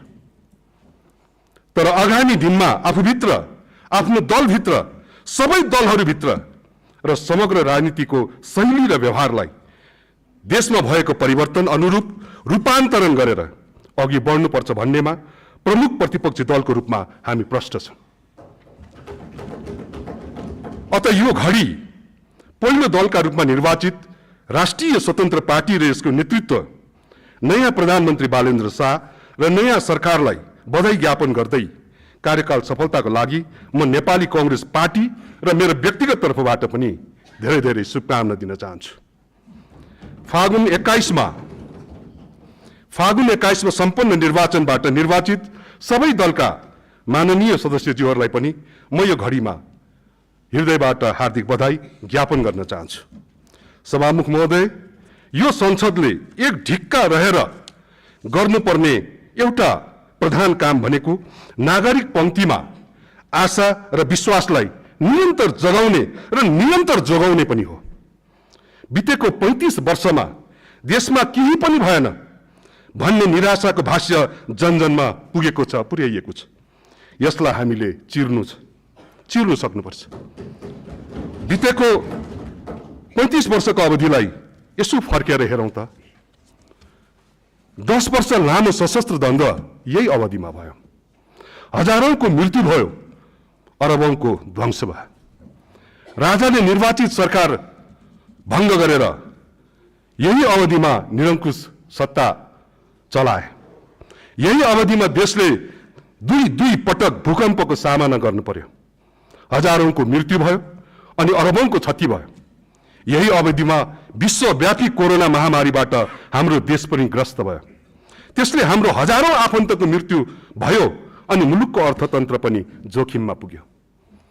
यस्तो अनेक प्रतिकूलता र अनेक संकटका बीच पनि देशमा प्रगतिका केही काम भएका छन्। सभामुख महोदय, म मेरै गाउँका र तपाईहरु सबैको गाउँका आदरणीय आमा बुबा, दिदी बहिनी, दाजुभाइहरूलाई यहीँबाट आग्रह गर्न चाहन्छु। यही रोस्टमबाट म विनम्रतापूर्वक आग्रह गर्न चाहन्छु। यसो सोच्नुस् त, गाउँमा आएको बाटो 46 सालको परिवर्तनपछि आएको हो कि होइन? टुकी र दियालोमा बाँच्न अभिशप्त जिन्दगी पछिल्लो चोटि आज बलेको, घर घरमा बलेको बिजुली यही अवधिमा जोडिएको होइन र? हिजो भन्दा आज धेरै गाउँका धेरैका आँगनमा पुगेको खानेपानीको सुविधा यही अवधिमा निर्माण गरिएका परियोजना र जोडिएका धाराबाट आएको होइन र? गाउँमा दुःख सुख खुलेका स्वास्थ्य चौकी अनि बीमाको नीति के यही अवधिमा सुरु भएको होइन र? अनि म सोध्न चाहन्छु दुर्गम गाउँको पनि हातमा पुगेको सञ्चार सुविधा यो देशमा केही पनि नभएको उदाहरण हो कि केही सुरुवात भएको नमुना हो? म सोध्न चाहन्छु बैंक, वित्तीय संस्थाहरू, एयरलाइन्सहरू, सञ्चार माध्यमहरू लगायतका निजी क्षेत्रको यत्रो विस्तार के यही अवधिमा देशले गरेको एउटा प्रगति होइन र? हो, योभन्दा बढी हुन सक्दथ्यो, हुनु पर्दथ्यो। तर एकातिर अनेक प्रतिकूलताका कारण हुन सकेन, अर्कातिर हाम्रा शासकीय कमजोरीका कारण हुन सकेन। यसप्रति हामी आत्मालोचित छौँ। म विनम्रतापूर्वक यो शब्द फेरि दोहोऱ्याउन चाहन्छु, यसप्रति हामी आत्मालोचित छौँ। तर जो भए ती सबै हामी सबैको प्रयासले भएको हो। अर्थात् केही पनि भएन भन्ने निराशाको सत्यको जगमा उभिएको छैन सभामुख महोदय। अर्थात् केही पनि भएन भन्ने निराशा सत्यको जगमा उभिएको छैन। हामीले भएको कुरा नागरिकलाई बुझाएर गर्न बाँकी धेरै कामहरू पूरा गर्ने संकल्प गर्नु छ। यो संसदको त्यो यात्रामा नागरिकलाई विश्वासमा लिएर अगाडि जानु छ। सम्माननीय सभामुख महोदय, आज हामी यहाँ यो बैठक बसिरहेका छौँ। म बडो विनम्रतापूर्वक यो शब्द फेरि दोहोऱ्याउन चाहन्छु। आज हामी यो बैठक यहाँनिर बसिरहेका छौँ, तर यो बैठक बसेको यो भवन हाम्रो संसद भवन होइन। हाम्रो संसद भवन भदौ 24 गते खरानी भयो। त्यो बेला खरानीलाई सम्झौँ अनि संकल्प गरौँ, हामी यसरी काम गरौँ ताकि भविष्यमा यो देशलाई खरानी बनाउने कोही अघि नसरुन्। सभामुख महोदय, किन खरानी भयो संसद भवन? किन जल्यो सिंहदरबार? हस्, किन जल्यो सिंहदरबार? किन ध्वस्त बनाइए अनेकौं भौतिक संरचना? म सभामुख महोदय मार्फत सरकारलाई ध्यान आकर्षण गराउन चाहन्छु। भदौ 23 र 24 दुवै दिनका घटनालाई एक केलाउन जरुरी छ। कसैले 23 गतेको घटना देख्ने, कसैले 23 गतेको घटना देख्ने, 24 को नदेख्ने, कसैले 24 को ध्वंस देख्ने, कसैले 24 को ध्वंस देख्ने, 23 को दमन नदेख्ने। यो प्रवृत्ति एकदम गलत छ। हुँदा सरकारले बनाएको जाँच आयोगले सम्म 23 गतेको घटनाको अनुसन्धान गर्यो, कारबाहीको सिफारिस गर्यो, तर 24 को घटनाको अनुसन्धान भ्याइएन भनेर भन्यो। यो कस्तो तरिका हो? यो कस्तो तरिका हो? पटक समय थप्ने तर समय पुगेन भन्ने यो कर्म जाँच आयोगमा रहेका व्यक्तिहरूबाट नियतवश भएको होइन भनेर भन्न मिल्ने देखिन्न। नयाँ प्रधानमन्त्रीजीलाई श्रद्धेय सभामुखज्यू मार्फत म ध्यान आकर्षण गराउन चाहन्छु। जाँच आयोगको प्रतिवेदन स्वयं सरकारले सार्वजनिक गर्ने कि सरकारले पनि गोरखापत्र पढ्ने? प्रधानमन्त्रीज्यू, म आग्रह गर्न चाहन्छु सरकारले सूझबुझपूर्ण ढङ्गबाट कानुन र प्रक्रियाको मर्यादा राखेर आफूलाई प्रस्तुत गरोस्। कांग्रेस दोषी कोही उम्किनुहुन्न, निर्दोष कोही फस्नुहुन्न भन्ने मान्यता विगतदेखि नै बोक्दै आएको पार्टी हो। यो मान्यतामा हामी आज पनि प्रष्ट र दृढ छौँ। अन्तमा सम्माननीय सभामुख महोदय, जेएनजी विद्रोह जस्तै विद्रोह र विस्फोट भविष्यमा हुन नदिन हामीले साँच्चै नयाँ र दूरदर्शी ढङ्गले सोच्न र काम गर्न जरुरी छ। किनकि बितेको 75 वर्षमा कुनै पनि प्रधानमन्त्रीले लगातार 5 वर्षको शासन गर्न सकेनन्। म सोध्दिनँ आजका नयाँ प्रधानमन्त्रीको नियतिमा के लेखिएको छ, म सोध्दिनँ। बरु म पूरा कार्यकालको लागि उहाँलाई शुभकामना दिन चाहन्छु। तपाईलाई देशका लागि राम्रो गर्न हाम्रो प्रष्ट साथ रहनेछ। तर संविधान विपरीत कुनै कर्म भए, नागरिकले गरेको अपेक्षा विपरीत कार्य भए हाम्रो खबरदारी गरेर अघिल्तिर हुनेछौँ, यो पनि म यहाँ राख्न चाहन्छु। हामी चाहन्छौँ नयाँ संसद र नयाँ सरकारले समाजमा आपसी सद्भाव, राज्य प्रशासनमा सुशासन र समग्रमा समुन्नतिको यात्रालाई गतिशील बनाउन ध्यान केन्द्रित गरोस्। र अन्तमा एसईई परीक्षा दिइरहेका विद्यार्थीहरूलाई शुभकामना दिँदै म सरकार, संसद र सबै राजनीतिक दललाई ध्यान आकर्षण गराउन चाहन्छु। ती विद्यार्थीको सफलता तिनले उत्तर पुस्तिकामा के लेख्छन् भन्नेमा मात्रै होइन, हामी अब संसद र सरकारमा रहेर के गर्छौँ भन्नेमा तिनको जिन्दगीको सफलता या असफलता छ। हामी काम गर्दा तिनै किशोर किशोरीको भावना र भविष्यलाई केन्द्रमा राखेर काम गरौँ। म त्यो आग्रह गर्दै नेपाली कांग्रेसका तर्फबाट सबैलाई फेरि पनि सम्मान गर्दै निर्वाचन सम्पन्न गराउन निरन्तर दृढ साथ साथ दिने सम्माननीय रामचन्द्र पौडेलज्यू, नेतृत्व गर्ने स्वर्गीय सुशीला कार्की र उहाँको नेतृत्वको सरकार अनि अहरात्र खटेर निर्वाचन सम्पन्न गराउने निर्वाचन आयोग, सबै सुरक्षा निकाय, निर्वाचन प्रहरी र सबै आदरणीय पत्रकार मित्रहरूमा श्रद्धा प्रकट गर्दछु। धन्यवाद। जय नेपाल। माननीय रामबहादुर थापा, समय 8 मिनट।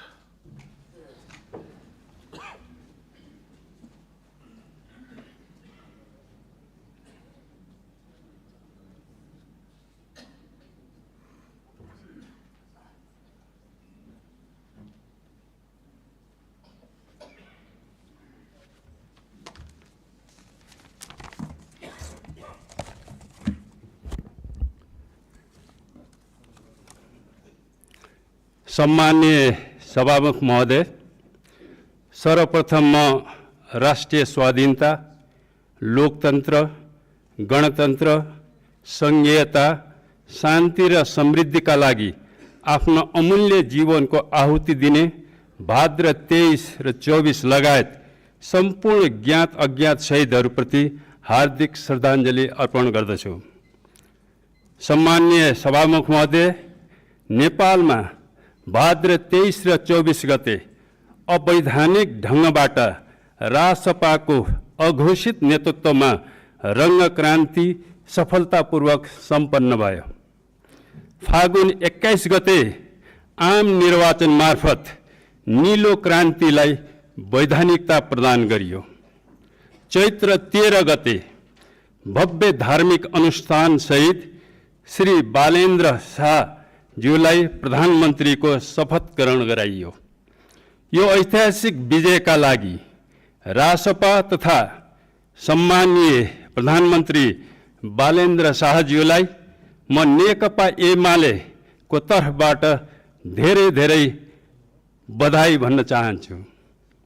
सम्माननीय सभामुख महोदय, यो अभूतपूर्व विजयमा आन्तरिक रूपमा कसको निर्णायक भूमिका रह्यो? तथ्यहरूले के स्पष्ट गर्दछन् भने मुख्यतः नेपाली सेना, ब्युरोक्रेसी, सुशीला सरकार, कार्की आयोग, बारबरा फाउन्डेसन एनजिओ आदि संस्था तथा पात्रहरूको यो विजयमा निर्णायक भूमिका रह्यो। त्यसैले ती संस्था तथा पात्रहरूलाई पनि म नेकपा एमालेको तर्फबाट धेरै धेरै बधाई भन्न चाहन्छु। सम्माननीय सभामुख महोदय, यो जादुमय विजयका लागि बाह्य दृष्टिले कसले निर्णायक भूमिका निर्वाह गरे? असंख्य तथ्यहरूले के स्पष्ट गर्दछन् भने अदृश्य शक्तिहरू, टिओबी, एआई, अल्गोरिदम, गोएबल्सहरू जसले राष्ट्रियता, लोकतन्त्र, गणतन्त्र, सङ्घीयता, शान्ति र समृद्धिका नायकहरूलाई खुखार खलनायक र हत्याराको रूपमा स्थापित गरे, जसले देश जलाउने र आफ्नो राष्ट्रिय पहिचान मेटाउने खलपात्रहरूलाई महानायक बनाए, ती संस्था र पात्रहरूले नै बाह्य रूपमा यो जादुमय निर्णायक भूमिका खेले। त्यसैले यस ऐतिहासिक क्षणमा म ती सबै पात्रहरूलाई पनि नेकपा एमालेको तर्फबाट धेरै धेरै बधाई भन्न चाहन्छु। सम्माननीय सभामुख महोदय, यो चमत्कारिक विजयले के असाधारण प्रश्नहरू जन्माएको छ। कुन उद्देश्य प्राप्तिका लागि सिंहदरबार, शीतल निवास, बालुवाटार, सर्वोच्च अदालत, राजनीतिक नेतृत्व र निजी निवासहरू, प्रहरी चौकी, व्यावसायिक प्रतिष्ठानहरू सुनियोजित ढङ्गबाट जलाइयो? कुन उद्देश्य प्राप्तिका लागि कसले ती अबोध विद्यार्थीहरूलाई निषेधित क्षेत्र तोड्न उक्साइयो? कुन उद्देश्य प्राप्तिका लागि हतियारबद्ध टिओबीहरू 23-24 गते तिलस्मी रूपमा प्रकट भए? कुन उद्देश्य प्राप्तिका लागि गैर कानुनी ढङ्गबाट पूर्व प्रधानमन्त्री तथा गृहमन्त्रीहरूलाई गिरफ्तार गरियो? कुन उद्देश्य पूर्ति गर्न राजनीतिक नेतृत्वहरूलाई गिरफ्तार गर्ने प्रपञ्च रचिँदैछ? कुन उद्देश्य पूर्तिका लागि देशव्यापी रूपमा दमन चक्र र राज्य आतंक मचाइँदैछ? कुन उद्देश्य प्राप्तिका लागि विद्यार्थी तथा पेसाकर्मीहरूको सङ्गठित हुने मौलिक अधिकारलाई बलात् खोसिँदैछ? कुन उद्देश्यका लागि मिडिया ट्रायल साइबर आतंकको सृजना गरिँदैछ? सम्मानीय सभामुख महोदय, निश्चय पनि भविष्यले यी प्रश्नहरूको सही जवाब दिँदै जानेछ। तर यी प्रश्नहरू र यस्तै यस्तै प्रश्नहरू हामी सम्पूर्ण ताकतसहित राज्यलाई सोध्नेछौँ। निरन्तर यो गरिमामय सदनमा आवाज घन्काउनेछौँ।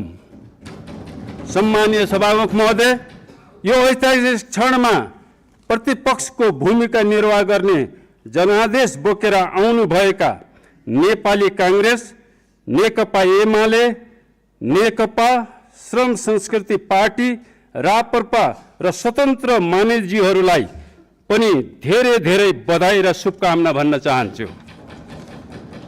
सम्मानीय सभामुख महोदय, अन्त्यमा यो अभूतपूर्व विजयले पराजित पक्षलाई पनि गम्भीर शिक्षा दिएको छ। यसले आफ्ना कमी कमजोरीहरूलाई सच्याउने अवसर दिएको छ। यो पराजय फगत अस्थायी हो। पराजित सेनाले छिट्टै सिक्दछ, त्यसले पराजयलाई छिट्टै विजयमा बदल्न सक्दछ। धन्यवाद।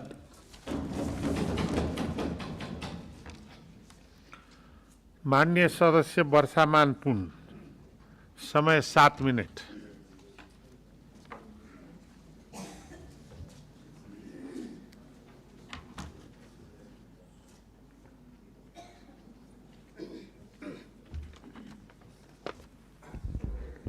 सम्माननीय सभामुख महोदय, हामी यो पहिलो अधिवेशनमा उपस्थित छौँ।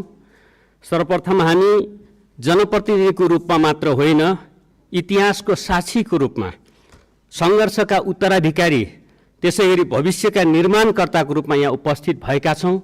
यस अर्थमा कि मेरो दल नेपाली कम्युनिस्ट पार्टीको तर्फबाट यहाँहरू सबैलाई हार्दिक बधाई तथा शुभकामना व्यक्त गर्न चाहन्छु। हाम्रो जनयुद्धका कमान्डर, त्यसपछि शान्ति सम्झौता र जनआन्दोलनका नेतृत्वकर्ता कमरेड प्रचण्डले 2079 को निर्वाचन जतिखेर स्वतन्त्र तर्फबाट वर्तमान सम्माननीय प्रधानमन्त्री बालेन्द्र शाह जित्दै हुनुहुन्थ्यो, जतिखेर चाहिँ हर्क साङपाङ धरानतिर जित्दै हुनुहुन्थ्यो, जतिखेर माननीय रवि लामिछानेले राष्ट्रिय स्वतन्त्र पार्टी बनाएर नयाँ अभियान चलाउँदै हुनुहुन्थ्यो, त्यतिखेर उहाँले भन्नुभएको थियो यो पुराना दलहरूलाई एउटा च्यालेन्ज आयो भन्दा होइन, पुराना दलहरूलाई च्यालेन्ज मात्रै होइन कि लोकतान्त्रिक गणतान्त्रिक एउटा फुलबारीका सुन्दर बगैँचाका सुन्दर फुलहरू हो भन्नुभएको थियो। आज त्यही कुरा आज सम्झना भइरहेको छ कि आज एउटा सुन्दर फुलको रूपमा हामी यहाँ जम्मा भएका छौँ। 10 वर्षको जनयुद्ध गर्दै गर्दा, शान्ति सम्झौता गर्दै गर्दा, जनआन्दोलन गर्दै गर्दा यहाँ हामीहरूले सम्झ्यौँ 20 वर्षपछि सम्झ्यौँ भने मुस्किलले 7 जना महिला सांसदहरू धेरैजना हुँदा हुन्थ्यो भने आज 34% माननीयज्यूहरू यहाँ महिला माननीयज्यूहरू हुनुहुन्थ्यो। 10 वर्ष 12 वर्ष अगाडि हामीले बजेट बनाउँदै गर्दा जेन्डर रेस्पोन्सिभ बजेट भनेर कुरा गर्थ्यौँ, त्यतिखेर 7-8% महिला दिदीबहिनीहरूको हातमा चाहिँ सम्पत्ति थियो, चल सम्पत्ति अचल सम्पत्तिहरू थियो। आज घर जग्गा कुरा गर्नु चाहिँ 24% सम्पत्तिको मालिक दिदीबहिनी भइराख्नु भएको छ। हाम्रा दिदीबहिनीहरू, हाम्रा छोरीहरू जन्मिँदै गर्दा हामी अर्काको घर जाने भनेर 20 वर्ष अगाडि भन्थ्यौँ भने आज राष्ट्रपति, प्रधानमन्त्री, प्रधान न्यायाधीश, मुख्य सचिव धेरै धेरै रेकर्डहरू कायम गर्नुभएको छ। आज त्यस्तो कमजोर होइन। अघि माननीय सदस्यले चर्चा गर्नुभयो एकजना माननीयको जसले दलित समुदायबाट आउनुभएको छ, माननीय सदस्य उहाँले भन्नुभयो हिजोको माओवादीले, हिजोका नेताहरूले, पार्टीहरूले हामीलाई बोल्न सिकाउनु भयो, हामीमाथि अन्याय रहेछ, दमन रहेछ, उत्पीडन रहेछ भन्ने कुरासम्म महसुस गर्दैनथ्यौँ। तर आज हामीलाई महसुस गराइयो भनेर उहाँले नै भन्नुभयो। आज माननीयजी यहाँ उपस्थित हुनुभएको छ, गौरव महसुस भएको छ। हामी कसले जित्यौँ, कसले हार्यो, को आयो, कुन पार्टीबाट आयो भन्दा पनि हामी नेपालीहरूले जितेका छौँ। त्यसैले हामी यो पार्टी त्यो पार्टी भन्दा पनि, यो पार्टीको राजनीति यो पार्टीको नीति भन्दा पनि हामीहरूले, हाम्रा अग्रजहरूले विभिन्न नीतिहरू प्रयोग गर्नु जसबाट हामीले व्यवस्था बदल्यौँ। व्यवस्था लोकतान्त्रिक व्यवस्था, सङ्घीय व्यवस्था, समावेशी व्यवस्था, न्यायपूर्ण सामाजिक न्यायसहितको व्यवस्था निर्माण गऱ्यौँ, जसबाट आजको यो रङ्गीन इन्द्रधनुषी आज हामी संसद पाएका छौँ। यो हाम्रो गौरव हो। निश्चय पनि हामी पुराना भनिएका दलहरू जसका विचार राजनीतिमाथि प्रश्न उठेका छन्, जसका व्यवहारमाथि प्रश्न उठेका छन्, हामीले नगरेका होइनौँ। मैले 2 वर्ष अगाडि बजेट पेश गर्दा जतिखेर हामी चाहिँ राष्ट्रसभाका मान्यज्यूहरू हामी सँगै संसदमा थियौँ, के मन्त्रीज्यूहरू यही समकालीन मन्त्रीज्यूहरू यहाँ हुनुहुन्छ, उहाँहरूसँग हामीले आँकडाहरू प्रस्तुत गर्दा कि हामी चाहिँ लोकतान्त्रिक गणतन्त्रको यो पछिल्लो विकास गर्दा एउटै मात्रै उदाहरण कि 18 वर्ष अगाडि जम्मा 19,000 किलोमिटर बाटो रहेछ, आज हामी 1.25 लाख किलोमिटर बाटो छ। त्यो क्रान्ति हो, त्यो उपलब्धि हो। अरू धेरै पूर्वाधारहरू कुरा गरौँ, धेरै कुराहरू विद्युतीकरण अरू, तर आज नवयुवाहरूले चाहिँ भदौ 23-24 कुरामा आउँदा त्यो कुरा स्वीकार गरे नवयुवाहरूले। यो कुरा हामीले स्वीकार्नुपर्छ र प्रश्न उठाए। यस प्रकारको विकासले मात्रै पुगेन, यस प्रकार गतिले पुगेन, यस प्रकारको शासन सुशासनले पुगेन भनेर त्यो एउटा सडकमै विद्रोह गरेको अवस्था हो। त्यसलाई हामी स्वीकार गरेर निर्वाचनमा गयौँ। निर्वाचनबाट जनमत आएको छ, जनमतलाई हामी सबैले स्वीकार गरेका छौँ। हामी एउटा नेपाली कम्युनिस्ट पार्टी लोकतान्त्रिक आचरण व्यवहार पद्धतिमा विश्वास गर्छ, संविधानमा विश्वास गर्छ। हामी रचनात्मक रूपले सरकारलाई सहयोग गर्न तयार छौँ। त्यसै गरी आलोचनात्मक प्रतिपक्षको रूपमा हामीले भूमिका खेल्नेछौँ। म यो कुरा पनि राख्न चाहन्छु। सम्माननीय सभामुख महोदय, कि हामी आज चाहिँ यो सबै उपलब्धिहरूको जगमा 10औं हजारको बलिदान छ। जनयुद्धको बलिदान, जनआन्दोलनको बलिदान, मधेस आन्दोलनको योगदान, धेरै कुरो पछिल्लो जेनजी नवयुवाहरूको आन्दोलनसम्म सबै त्यो चाहिँ आन्दोलनका शहीदहरूप्रति म आफ्नो दलको तर्फबाट सम्मान र श्रद्धाञ्जली व्यक्त गर्न चाहन्छु। सबै घाइते अपाङ्गता भएका साथीहरूको शीघ्र स्वास्थ्य लाभको कामना गर्न चाहन्छु। शहीद बेपत्ता परिवारहरू जसमाथि सम्मान व्यक्त गर्न चाहन्छु, जसले यो अवस्थासम्म हामीलाई ल्याउनु भएको छ। निश्चय पनि हामीले हाम्रा कमजोरीहरू के भए, हिजो शासन गर्दा प्रशासन गर्दा के पुगेनन्, केही पनि नगरेका होइनन्, गऱ्यौँ तर पुगेनन्। नपुगेका कुराहरू हामीले आत्मसमीक्षा गर्छौँ, खोटल्छौँ, जनतामा जान्छौँ। र म यही कुरामा एउटा चाहिँ सत्तारूढ दलको रूपमा राष्ट्रिय स्वतन्त्र पार्टी, यसको सभापति माननीय रवि लामिछाने, सम्माननीय प्रधानमन्त्री बालेन्द्र शाह, यहाँहरू सबैलाई मेरो आफ्नो ऐतिहासिक पृष्ठभूमि या अनुभव यहाँ सेयर गर्न चाहन्छु भने 2064 सालतिर तत्कालीन नेकपा माओवादीले यस्तै खालको झन्डै यस्तै विजय हासिल गरेको थियो। 2074 सालतिर चाहिँ हामी 2 दल मिलेर चाहिँ प्रतिस्पर्धा गऱ्यौँ, पछि चाहिँ हामी पार्टी एकता गऱ्यौँ। झन्डै 2/3 बहुमत थियो। हामीले त्यसलाई सदुपयोग गर्न जानेनौँ, सकेनौँ। हाम्रा सीमाहरू व्यक्त गरे। यस्ता हाम्रा कमीहरूलाई यहाँहरूले शिक्षा लिएर अगाडि कि पार्टीलाई लैजाने, देशलाई लैजाने कुरा गर्नुहोस्। त्यो हाम्रो आफ्नै अनुभव छ कि हामी त्यो कुरालाई तपाईँहरूलाई हामी चाहिँ सहयोग गर्न तयार छौँ। राष्ट्र निर्माणको लागि, राष्ट्रिय स्वाधीनताको लागि, सामाजिक न्याय रूपान्तरणको लागि हाम्रा जति अभ्यास भएका छन्, संविधान संशोधन धेरै कुराहरू पनि यहाँहरूले उठाउनु भएको छ। त्यो कुराहरूमा लोकतन्त्र, गणतन्त्र, समावेशितामा सम्झौता हुन सक्दैन। त्यसलाई अझ परिमार्जन गर्ने, लोकतन्त्रलाई अझ सर्भिसिङ गर्नको लागि हामी तयार छौँ। हाम्रो सहयोग रहन्छ। यो कुराहरू हामी मैले यहाँ राख्न चाहन्छु यहाँहरूसँग। र चाहिँ अन्तिमतिर आउँदा चाहिँ निश्चय पनि नयाँ जनमत आएको छ, यो हामीले स्वीकार गरेका छौँ। यो जनमतलाई चाहिँ हामीले सम्मान पनि गर्छौँ। यहाँहरूलाई काम गर्ने र एउटा खबरदारी, पूर्ववक्ता मान्यले भन्नुभयो जस्तै हामी खबरदारी गर्ने, सचेत रूपले सक्रिय रूपले खबरदारी गर्नेछौँ। यो हाउसलाई सभामुखजीको निर्वाचनपछि एउटा जीवन्त हाउसको रूपमा साँच्चीकै नेपाल, नेपाली जनता, नेपाली राष्ट्रियताको लागि हाम्रो शिर उच्च बनाउँदै विश्वभरि चाहिँ हाम्रो देशलाई चिनाउन सक्ने, हाम्रो युवाहरूलाई देशभित्र नै रोजगारी सिर्जना गर्न सक्ने, हाम्रो अर्थतन्त्रलाई सुदृढ गर्न सक्ने। आज पनि विश्व द्वन्द्वमा छ, भू राजनीति असाध्यै जटिल अवस्थामा छ। धेरै विज्ञ, सामान्य प्रधानमन्त्रीदेखि अर्थमन्त्रीसम्म, धेरै पार्टीका सभापतिज्यू मान्यसम्म विज्ञ हुनुहुन्छ।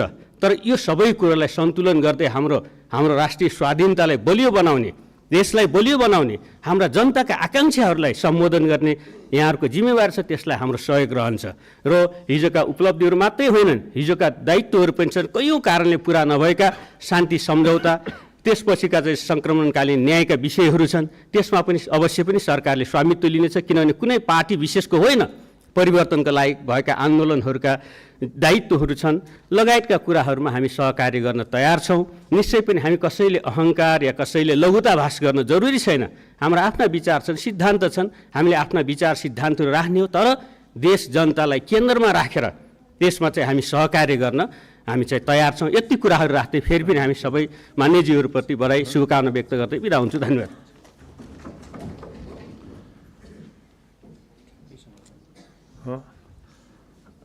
माननीय हर्कराज राई, समय 7 मिनट।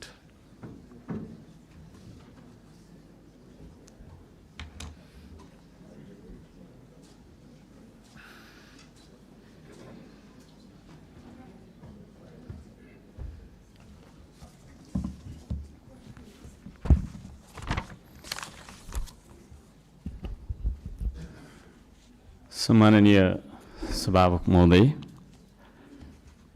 सर्वप्रथम त म सबैजनालाई हार्दिक शुभकामना र बधाई ज्ञापन गर्न चाहन्छु। आफ्नो मनको विचार राख्नुभन्दा पनि म जनताले हामीलाई के का लागि यहाँ पठाएका छन् भन्ने बारेमा बुँदागत रूपमा जनताका मागहरू वाचन गरेर सुनाउन चाहन्छु। तर त्योभन्दा पहिला चाहिँ हामीले पक्कै पनि यो देश बनाउनका लागि, देश परिवर्तन गर्नका लागि भनेर आएका छौँ। सबैभन्दा पहिला आफैलाई परिवर्तन गर्नुपर्छ भन्छु म।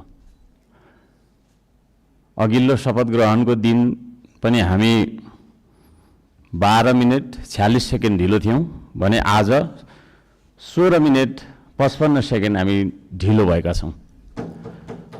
जनताले हामीलाई यसरी ढिलो गर भनेर यहाँ पठाएको हो जस्तो मलाई लाग्दैन। त्यसो भएको कारणले प्रत्येक मिनटको महत्त्व यो सदनले बुझोस्, सरकारले बुझोस्, हामी सबैले बुझौँ।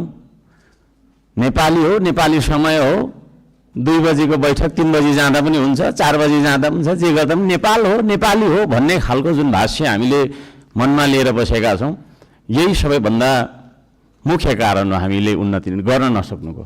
त्यसो भएको कारणले गर्दाखेरि सभामुख महोदय मार्फत म सम्पूर्ण सदन, सरकार सबैलाई ध्यान आकर्षण गराउन चाहन्छु।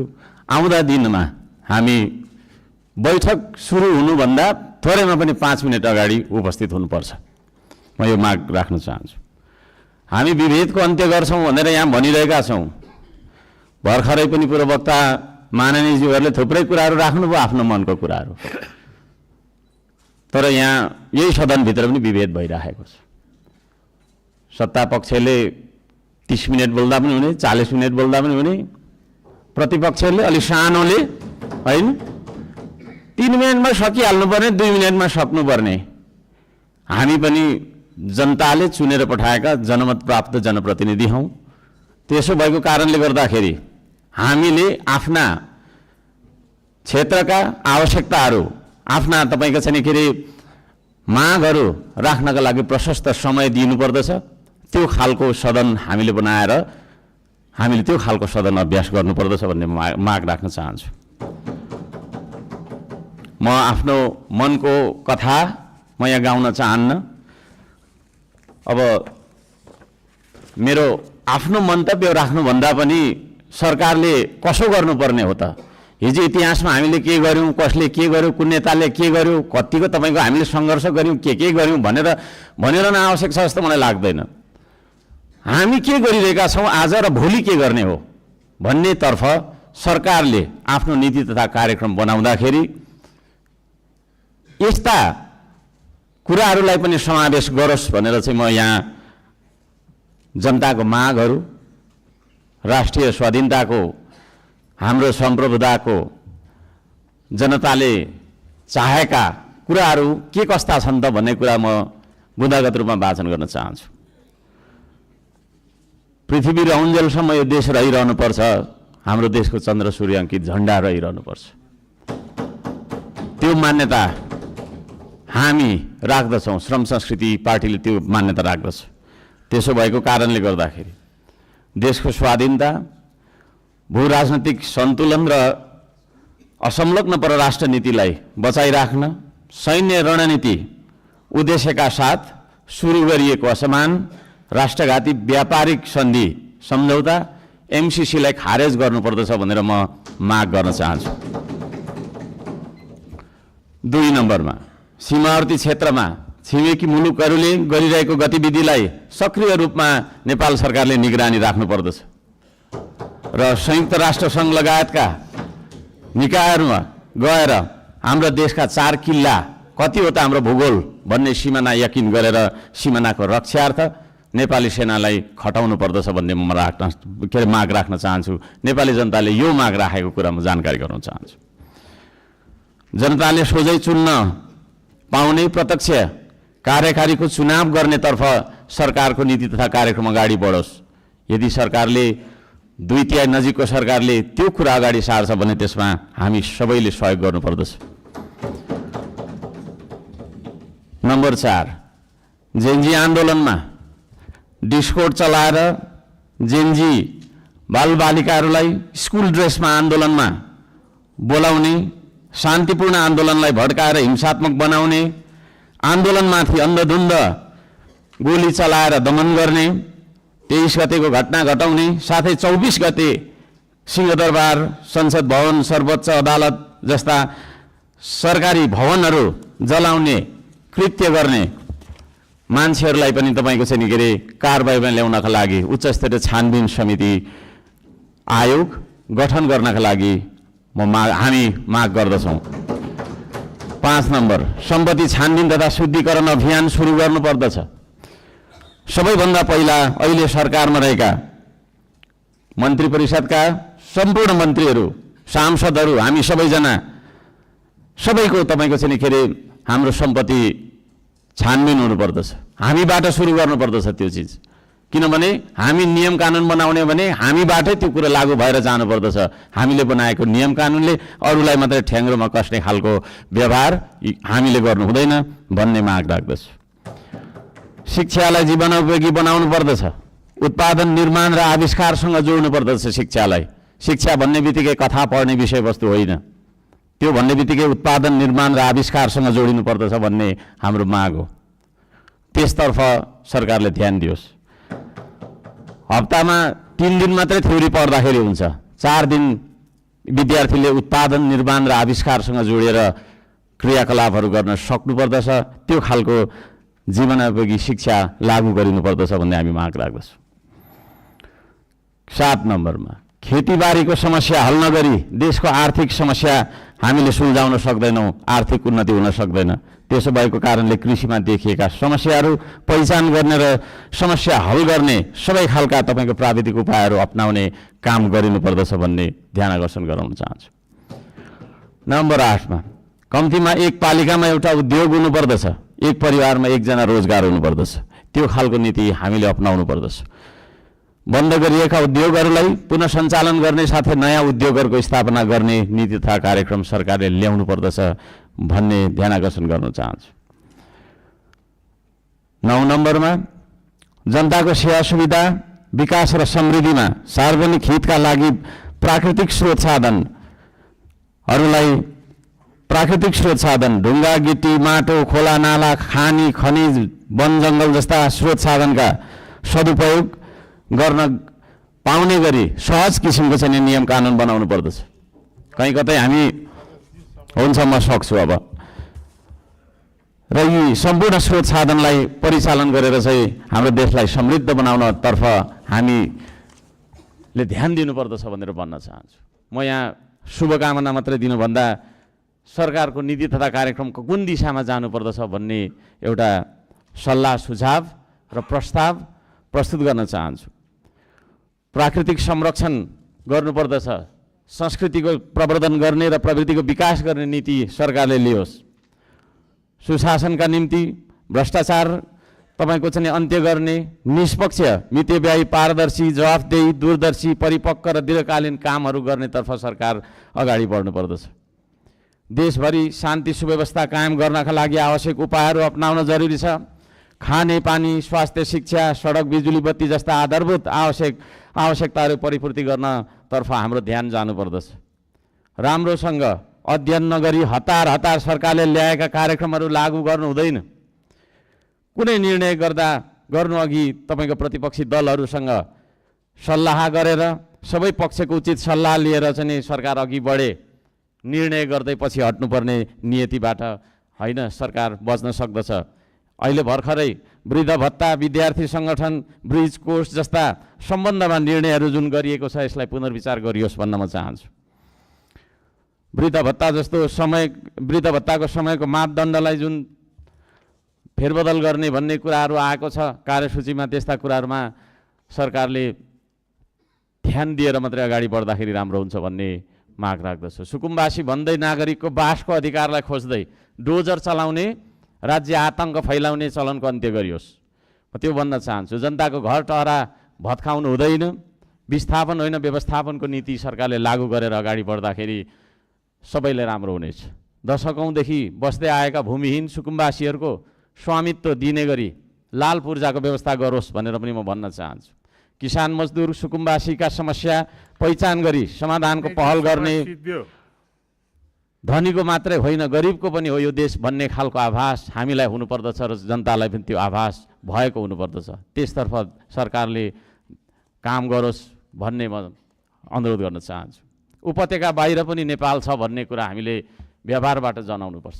यो काठमाडौँ उपत्यका मात्रै नेपाल हो भन्ने किसिमले सबै विकास चाहिँ यहाँभित्र मात्रै थोपार्ने किसिमको चाहिँ विकास हुनु हुँदैन भनेर म ध्यानकर्षण गर्न चाहन्छु। सबै खाले विभेदको अन्त्य गरिनुपर्दछ। भूपू गोर्खा सैनिकहरूको समान पेन्सनका लागि नेपाल सरकारले आवश्यक सबै खालका पहलहरू गरोस्। नेपाल सरकारले गरेको सन्धि मार्फत चाहिँ नि गएका भूपू गोर्खाहरूलाई नागरिकता कायम राखेर चाहिँ नि उहाँहरूलाई एउटा नागरिकको दर्जामा राख्ने नियम, त्यो खालको चाहिँ नीति हामीले अवलम्बन गर्नुपर्दछ भनेर ध्यान आकर्षण गराउन चाहन्छु। समयको पाबन्दीले गर्दाखेरि मैले यी कुराहरू सबै कुरा वाचन गर्न चाहिनँ। माननीय सभामुख महोदयले 2-3 चोटि भनिसक्नु भएको छ र यो म पत्र सम्माननीय सभामुख महोदय मार्फत टेबल गर्न चाहन्छु र यस सल्लाह सुझाव अन्तर्गत सरकारले आफ्ना विचारहरू, आफ्ना नीति तथा योजनाहरू अगाडि बढाओस् भन्ने म माग राख्न चाहन्छु। धन्यवाद।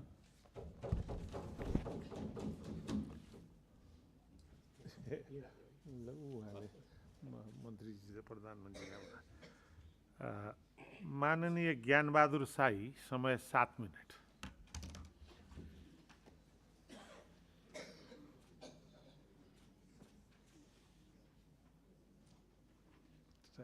सही टाइम।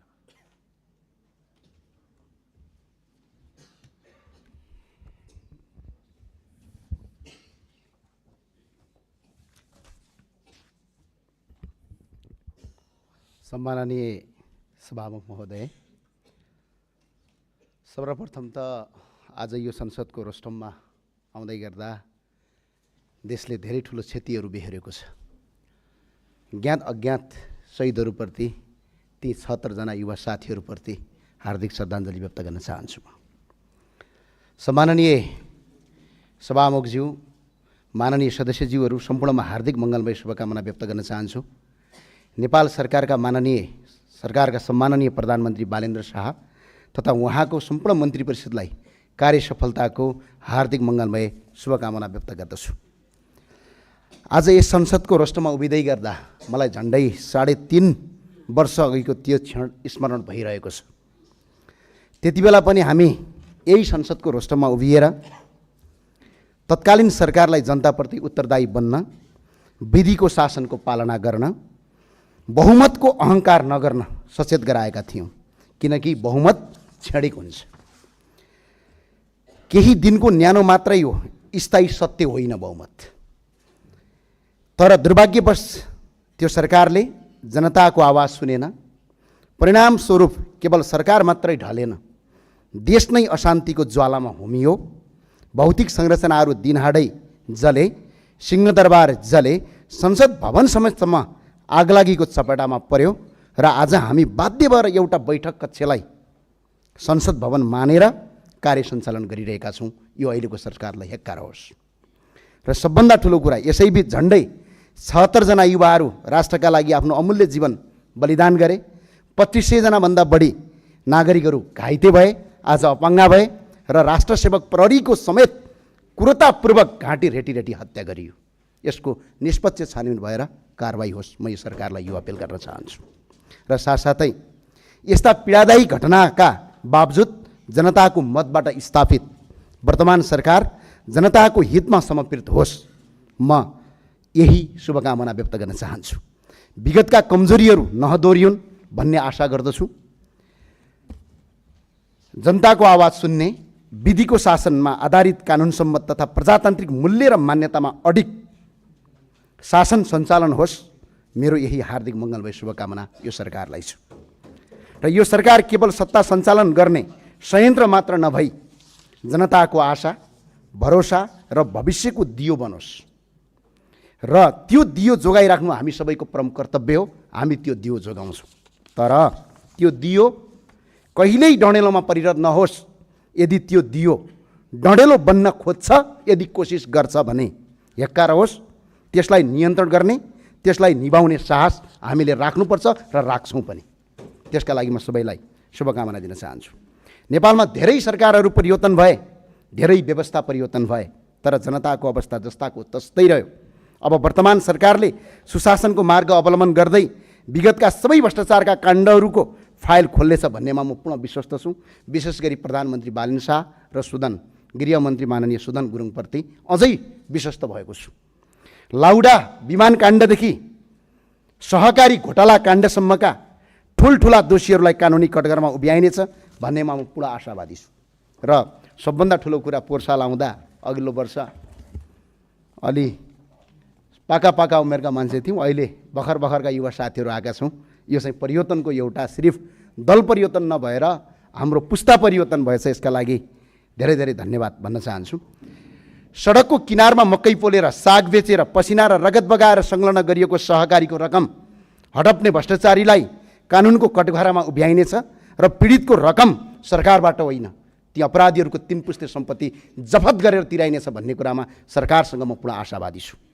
र निर्मला पन्तदेखि इनिसा विकसम्मका निर्दोष दिदीबहिनीहरूको चित्कारले न्याय पाउनेछ भन्नेमा म पुनः आशावादी छु र चाँडै न्याय पाइएको पनि सुन्न पाइयोस्, यही मङ्गलमय शुभकामना व्यक्त गर्न चाहन्छु। आज युवाहरू +2 पास गर्ने बित्तिकै आफ्नो जीवनका लागि विदेशी न बाध्य छन्। हरेकको दिमागमा आइरहेको छ। आज अलिकति हुने खानेका छोराछोरी अस्ट्रेलिया ताकिरहेका छन्, अलिकति गरिबका छोराछोरीहरू आज खाडी मुलुक ताकिरहेका छन्। यो सोच नै मार्नुपर्ने हाम्रो आवश्यकता छ। त्यो सोच मार्न यो सरकारले कदम गर्नेछ भन्ने मलाई आशावादी छु। झन्डै 80 लाखभन्दा बढी युवाहरू नेपालीहरू विदेशमा श्रम गर्न बाध्य छन् र तिनैको रेमिटान्सले यो देशको अर्थतन्त्र आज धानिरहेको छ। हाम्रो तलब पनि तिनीहरूको रेमिटबाट चलिरहेको छ। यो सरकारले स्वदेशमै रोजगारी सिर्जना गरी युवाहरूलाई आफ्नै भूमिमा भविष्य देख्ने वातावरण बनाउनु छ भन्ने कुरामा म पूर्ण विश्वस्त छु। एकपटकको नेपाली सधैँको नेपाली, यहाँ गई माननीयज्यूले पूर्व वक्ताले पनि भनिसक्नुभयो। आज जसका पुर्खाले यो देश बनाए, जसका पुर्खाले आज अङ्ग्रेजसँग लडे, जसका पुर्खा तिब्बतसँग लडे, जसका पुर्खा मुगलसँग लडे, तिनका सन्तान आज विदेशी बनिरहेका छन्। एकपटकको नेपाली सधैँको नेपाली भन्ने नारालाई, नेपालको संविधानलाई पनि संशोधन गरेर नेपाली नागरिकता फेरि कायम गरियोस्। र यदि यो सरकारलाई त्यतिखेर बहुमतको आवश्यकता पर्छ, त्यतिखेर हामी तपाईँहरूको पछाडि उभिनेछौँ, 187 पुर्याउँछौँ। यसमा तपाईँहरू ढुक्कका साथ काम गर्नुहोस्, म तपाईँलाई यो अपिल गर्न चाहन्छु। हाम्रा किसानहरू जसले बाँझो जमिनलाई हराभरा बनाउँछ, आज विदेशी भूमिमा सस्तो मजदुर भएका छन्। आज किसान दाजुभाइहरू मजदुर बन्नुपर्ने बाध्यता छ। त्यो बाध्यताको अन्त्य गर्न हामी एकजुट हुनैपर्छ, हामी सँगसँगै जानैपर्छ। दलभन्दा ठुलो देश हो, मैले यो मान्यता राख्दछु। दलभन्दा ठुलो देश हो। यहाँ को काङ्ग्रेस, को एमाले, को रासपा, को रापरपा, को श्रम संस्कृति, को माओवादी या को तारो भन्ने होइन। हामी सबै नेपाली हो। यो दलगत स्वार्थ त्यागेर सुशासन र विधिको शासन र प्रजातान्त्रिक अभ्यासका लागि हामी एक ढिक्का हुनुपर्छ भन्ने मलाई लाग्छ र हामी एक ढिक्का हुन्छौँ पनि। र सम्माननीय सभामुख महोदय, देशका कतिपय क्षेत्रमा आज सुरुङ मार्गको कुरा भइरहेको छ। आधुनिक पूर्वाधार निर्माण भइरहेका छन्। कयौँ ठाउँमा तपाईँको आज पूर्वाधार विकासका कार्यक्रम अगाडि बढेका छन्, तर दूर सुदूर कर्णाली र अझै पिछडित क्षेत्रहरूमा अझै पनि कालोपत्रे सडक कस्तो हुन्छ भनेर त्यहाँका दाजुभाइले देख्न पाएका छैनन्। यो सरकारसँग म के आशा राख्छु भने यहाँभन्दा अगाडि गर्दै गरेका असमानताको अन्त्य गर्दै समान विकास सुरक्षित गर्नु वर्तमान सरकारको दायित्व भन्ने लाग्छ र त्यो दायित्व यो सरकारले पुरा गर्छ भन्ने कुरामा म पुनः आशावादी छु। सम्माननीय सभामुख महोदय, आज देश विश्व आज विभिन्न क्षेत्रहरू जस्तै युरोप, मध्यपूर्व र अमेरिका अशान्तिमा छन्। आज युद्ध भइरहेको छ, तर यहाँभन्दा अगाडिको सरकारले एउटा गलत निर्णय गरेको छ। हामीले असंलग्न परराष्ट्र नीतिको अवलम्बन गर्नुपर्छ र यसको प्रभाव नेपालमा पनि पर्न सक्छ। त्यसैले नेपालले असंलग्न परराष्ट्र नीति पञ्चशीलताको आधारमा सिद्धान्तमा अडिग रहँदै विश्वमा आफ्नो पहिचान सुदृढ गर्नुपर्छ। यो सरकारले यो गर्छ भन्ने कुरामा म दृढ विश्वास राख्दछु। आज अघिल्लो सरकारले के गल्ती गर्यो भने इरानका नागरिकलाई अराइभल भिसा दिदिन भन्न पाउँदैन, किनभने इरान पनि संयुक्त राष्ट्रसङ्घको सदस्य राष्ट्र हो। माननीय सदस्य त्यो भावना सम्माननीय सभामुख महोदय, म 2 मिनटमा सके सम्मानज्यू। अस्पतालको खर्च तिर्न नसकेर अहिले उपचार नपाएर मृत्युको मुखमा पुगेका छन्। कयौँ नागरिक अस्पतालको मुख पाएका छन्। यदि अस्पताल गयो भने पनि त्यसको बिल तिर्न नसकेर फेरि बिरामी भएर फेरि त्यही अस्पतालमा बन्धक पर्नुपर्ने अवस्था छ। यसको अन्त्य हुन्छ भन्ने कुरा मैले सोचेको छु र शिक्षामा व्यापक सुधार गर्नुपर्ने आवश्यकता छ। कसले कति डिग्री हासिल गर्यो, कति कसले पिएचडी गर्यो त्यो महत्त्वपूर्ण कुरा होइन, तर त्यसले सिकेको ज्ञान र सिप हाम्रो समाजका लागि कार्य भयो या भएन त्यो महत्त्वपूर्ण कुरा हो। पुरानो पाठ्यक्रम घोगन्ते शिक्षा र बेरोजगारी उत्पादन गर्ने थलो र प्रणालीको देशको भविष्यलाई अन्धकारतिर धकेलिरहेको छ। त्यसैले शिक्षा नीति र पाठ्यक्रमको आमूल परिवर्तन हुन्छ भन्ने कुरा म आशावादी छु र देशमा आज 884 जना सांसद छु। 1 वर्षमा 1 खर्ब रुपैयाँ हामीले तपाईँको प्रदेश संरचना पाल्नुपर्ने अवस्था छ। यो पराजनीतिक दलका कार्यकर्तालाई सेटलमेन्ट गर्नका लागि ल्याइएको यो प्रदेश संरचना यही संसदबाट यही सरकारले खारेज गर्छ। यदि बहुमत पुगेन भने हामीले पनि सरकारमा थप गर्छौँ। 184 चाहिन्छ, 187 पुर्याउँछौँ। प्रदेश संरचना तत्काल खारेज गरियोस्। यो सरकारले त्यो नीति अगाडि बढाओस्। वार्षिक 1 खर्बभन्दा बढी जनताको कर आज प्रदेश संरचना नाममा खर्च भइरहेको छ। यो पैसा बचाइयोस्। म यही भन्न चाहन्छु। राष्ट्रको पहिचान सबभन्दा ठुलो कुरा। आज हामी यत्रो सांसदहरू छौँ। 165 जना हामी निर्वाचित जनताबाट प्रत्यक्ष निर्वाचित भएका छौँ। 110 जना विभिन्न जात, वर्ण, क्षेत्र, लिङ्गका आधारमा हामी आज आफ्नो पहिचानका साथ आज यहाँ संसदमा स्थापित गर्छौँ। यो देशको पहिचान चाहिन्छ कि चाहिँदैन? यो मुलुकको पहिचान चाहियो कि चाहिएन? आज 81% हिन्दूहरूको देश हो। यो झन्डै 9% बुद्धिस्टको देश हो। 3% भन्दा बढी किराँत र 5% मुसलमानहरूको देश हो। यो हिन्दू, बुद्ध, किराँत सहितको वैदिक सनातन हिन्दू अधिराज्य नेपालको संविधानको तपाईँको धारा 4 धर्म निरपेक्षता होइन धर्म सापेक्षता नेपाल गरियोस्, हिन्दू अधिराज्य घोषणा गरियोस्। यही अपिल गर्न चाहन्छु। सम्माननीय सभामुखज्यू, म अब जम्मा 30 सेकेन्डदेखि 50 सेकेन्ड 60 सेकेन्ड भनौँ अब सम्मानज्यू। नेपालको इतिहास राष्ट्र संस्था र जनताबाट बनेको। आज जुन देशमा आज हामी उभिरहेका छौँ यो राष्ट्र संस्था र जनता मिलेर बनाएको देश हो। कुनै दलका नेता र कुनै कार्यकर्ताले बनाएको देश होइन। त्यो भएको हुनाले राष्ट्रिय एकता, स्थायित्व र ऐतिहासिक निरन्तरताका लागि संवैधानिक राष्ट्र संस्थाको पुनर्विचारबारे गम्भीर विमर्श गर्दै संवैधानिक राष्ट्र संस्थाको स्थापना गर्ने कार्यमा सरकार अगाडि बढोस्। म यही भन्न चाहन्छु र साथसाथै सबैलाई मेरो अपिल के छ भने प्रतिपक्ष यो सरकार सबको साझा रहोस्, हामी सबैको साझा रहौँ र अहिलेको सरकारलाई र हामी सबै सांसदलाई यो आज पहिलो बैठकको पहिलो दिन भएको हुँदा अझ रचनात्मक रूपमा अगाडि बढौँ। तपाईँ हामी सबैलाई र हामी लगायत सबैलाई हार्दिक मङ्गलमय शुभकामना व्यक्त गर्न चाहन्छु। जय राष्ट्रवाद, जय नेपाल। धन्यवाद। माननीय महावीर पुन, समय 5 मिनट।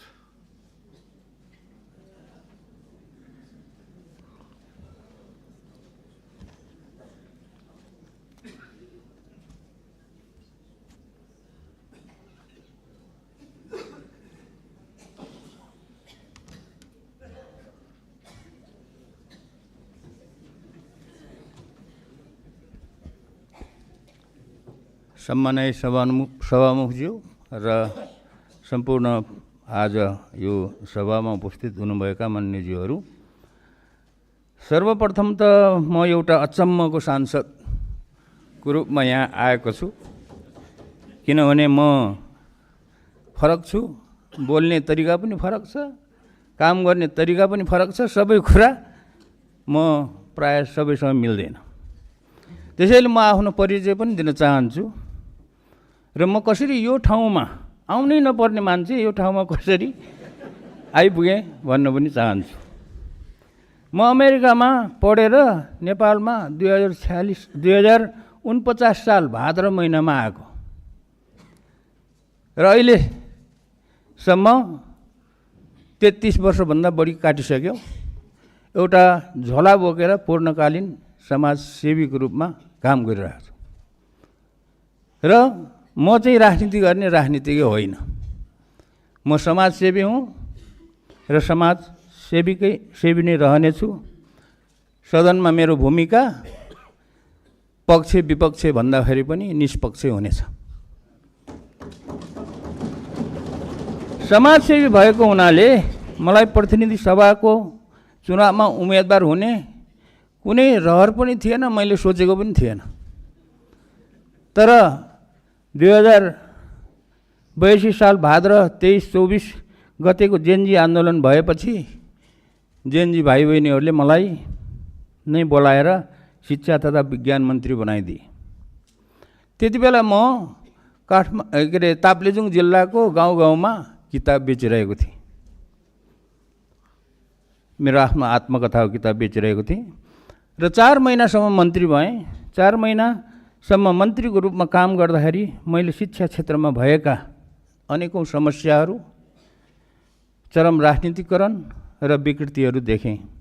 ती विकृतिहरूलाई हटाएर विद्यालय, कलेज र विश्वविद्यालयहरूमा विशुद्ध शैक्षिक वातावरण बनाउन प्रयास गरेको थिएँ। त्यसको लागि 3वटा विधेयकको मस्यौदा बनाएर अध्यादेश ल्याउन र 4वटा नियमावलीहरू ल्याउन प्रयास गरेको थिएँ। तर ती अध्यादेशहरू र नियमावलीहरू ल्याउन त्यति बेला काम चलाउ सरकार भएकोले जतिसुकै प्रयास गर्दाखेरि पनि सकिएन। ती अध्यादेशहरू र नियमावलीहरू त्यति बेलाको मन्त्री परिषदले अनुमोदन गरेर विधायन समितिमा पठाइसकेको थियो। माघ 6 गते प्रतिनिधि सभाको सदस्यको लागि नाम दर्ता गराउने 40 घण्टा अगाडि अर्थात् माघ महिनाको 4 गते बेलुकी 7 बजेसम्म पनि मैले ती अध्यादेशहरू र नियमावलीहरू ल्याउन टुप्पीदेखिको बल लगाएर प्रयास गर्दाखेरि पनि विधायन समितिबाट ती कामहरू अगाडि बढेनन्। त्यसैले मैले मन्त्री पदबाट राजीनामा दिएर म्याग्दीमा स्वतन्त्र उम्मेदवारको नाम दर्ता गराउन गएको हो। यसरी चुनावमा उठ्नै नपर्ने र उठ्नै नहुने मान्छे चुनावमा उठेको हुँ। म शिक्षा मन्त्री हुँदा ल्याउन खोजेको विधेयक र नियमावलीहरू सम्माननीय प्रधानमन्त्रीज्यूको शिक्षा हेर्ने टिमलाई माननीय सदस्य धर्मकेशी मार्फत गइसकेको छ।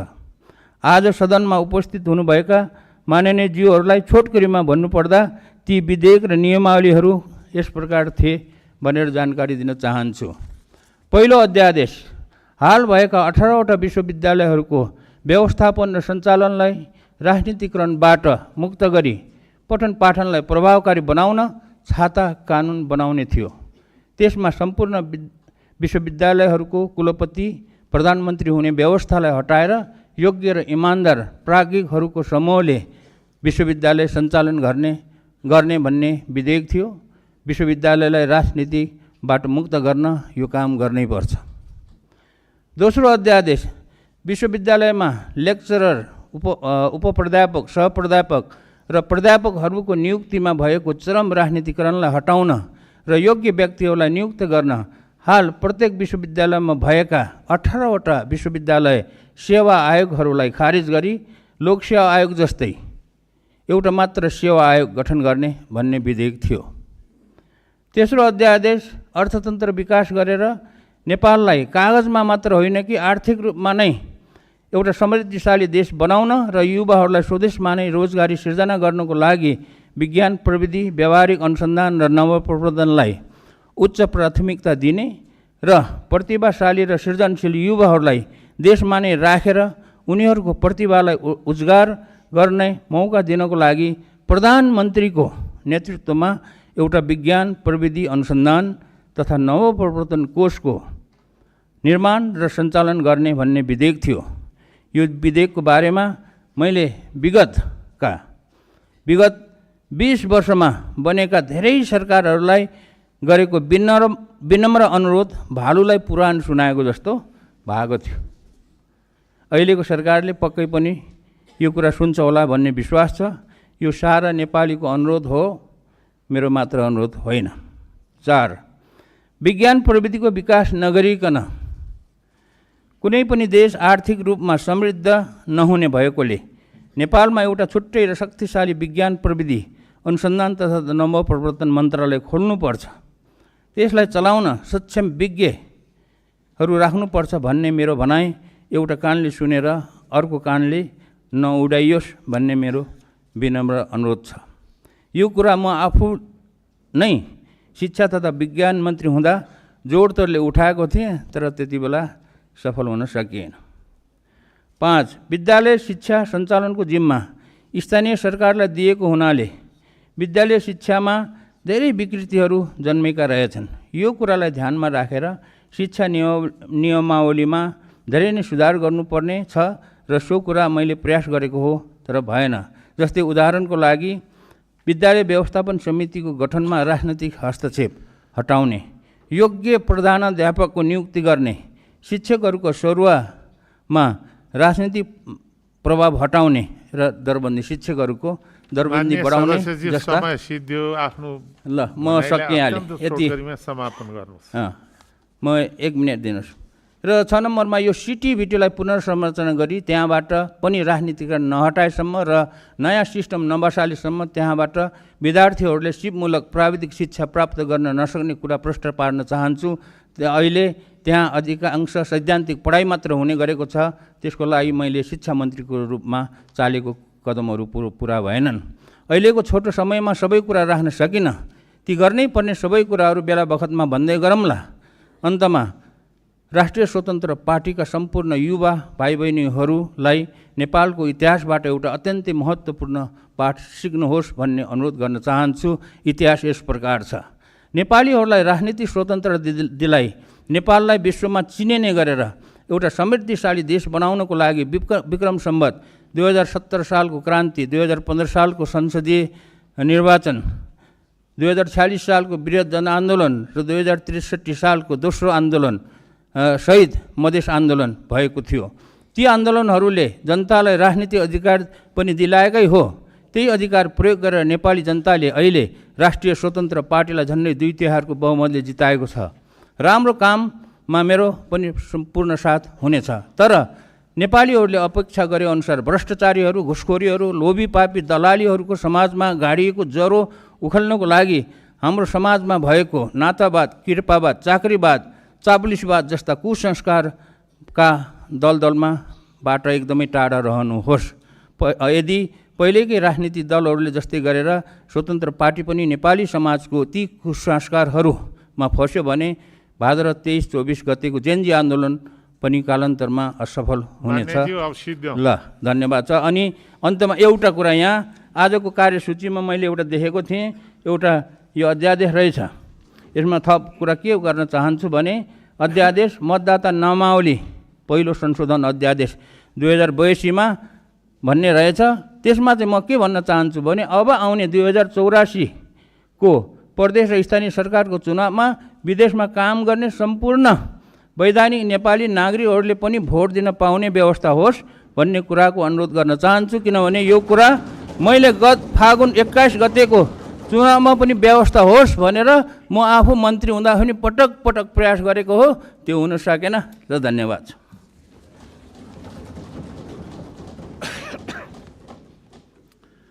मान्य सदस्यहरू, प्रतिनिधि सभा नियमावली 2079 नियम 7 को उपनियम 1 बमोजिम प्रतिनिधि सभा सभामुख पदको निर्वाचनको लागि 2082 साल चैत्र महिना 22 गते आइतबारको दिन तोकेको छु। साथै उक्त नियमावली बमोजिम सङ्घीय संसदको महासचिव श्री पद्मप्रसाद पाण्डेलाई सभामुख पदको निर्वाचन कार्यक्रम सम्बन्धी सूचना आजै प्रकाशित गर्न पनि निर्देशन दिएको छु। मान्य सदस्यहरू, अब म मान्य गृहमन्त्री सुदन गुरुङलाई क्रमशः मतदाता नामावली पहिलो संशोधन अध्यादेश 2082, प्रतिनिधि सभा सदस्य निर्वाचन पहिलो संशोधन अध्यादेश 2082, नेपाल विशेष सेवा दोस्रो संशोधन अध्यादेश 2082 पेश गर्न अनुमति दिन्छु।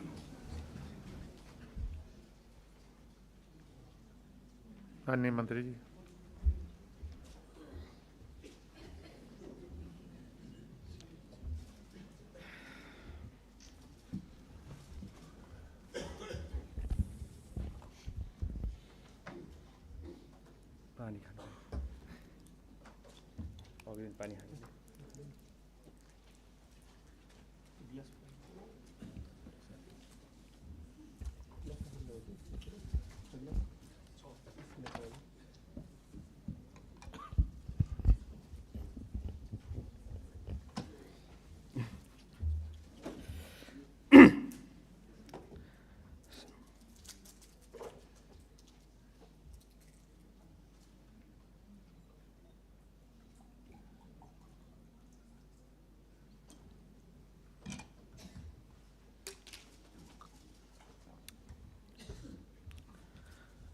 सम्माननीय सभामुख महोदय, मतदाता नियमावली ऐन 2073 को दफा 4 को उपदफा 2 मा निर्वाचन आयोगले मतदाता नियमावली सङ्कलन तथा अध्यावधिक गर्दा आयोगबाट निर्धारित स्थान र समयमा एकै पटक वा पटक पटक हुने गरी तोक्न सक्नेछ भन्ने व्यवस्था गरिएको छ भने कुनै एक गाउँपालिका वा नगरपालिकाको कुनै एक वडाको मतदाता नियमावली सङ्कलन वा अध्यावधिक गर्दा एकैपटक गर्नुपर्ने निर्वाचनको मिति घोषणा भइसकेपछि सो निर्वाचनको प्रयोजनको लागि मतदाता नियमावलीमा नाम दर्ता नगरिने तथा मतदाता नियमावली सङ्कलन तथा अध्यावधिक गर्दा सर्वसाधारणलाई सूचना दिने लगायत अन्य व्यवस्था तोकिए बमोजिम हुने व्यवस्था गरिएको छ। निर्वाचन आयोगको मिति 2082 3/16 को सूचना बमोजिम मतदाता नियमावली सङ्कलन गर्ने कार्य स्थगन हुन गएको र मिति 2082 5/27 को राष्ट्रपतिको कार्यालयको सूचना बमोजिम सम्माननीय राष्ट्रपतिबाट सम्माननीय प्रधानमन्त्रीको सिफारिसमा सङ्घीय संसदको प्रतिनिधि सभा विघटन भई मिति 2082 11-21 मा सङ्घीय संसदको प्रतिनिधि सभा सदस्य निर्वाचन गर्ने गरी मिति तोकिएकोले उक्त निर्वाचनमा मतदानको लागि मतदाता नियमावली सङ्कलन दर्ता तथा त्यसको अध्यावधिक गर्नुपर्ने भएकोले मतदाता नियमावली ऐन 2073 को दफा 4 को उपदफा 2 पछि उपदफा 2 क थप गरी प्रतिनिधि सभाको कार्यकाल पुरा हुन अगावै प्रतिनिधि सभा विघटन भई निर्वाचनको मिति घोषणा भएको अवस्थामा त्यस्तो निर्वाचनको प्रयोजनको लागि आयोगले अवधि तोकी मतदाता नियमावली सङ्कलन दर्ता तथा त्यसको अध्यावधिक गर्ने व्यवस्था गर्न सक्ने व्यवस्था गर्ने गरी मतदाता नियमावली ऐन 2073 लाई नेपालको संविधानको धारा 114 को उपधारा 1 बमोजिम अध्यादेशद्वारा संशोधन गर्न आवश्यक भएकोले सम्माननीय सभामुख महोदयको अनुमतिले मतदाता नियमावली पहिलो संशोधन अध्यादेश 2082 सभा समक्ष पेश गर्दछु। धन्यवाद।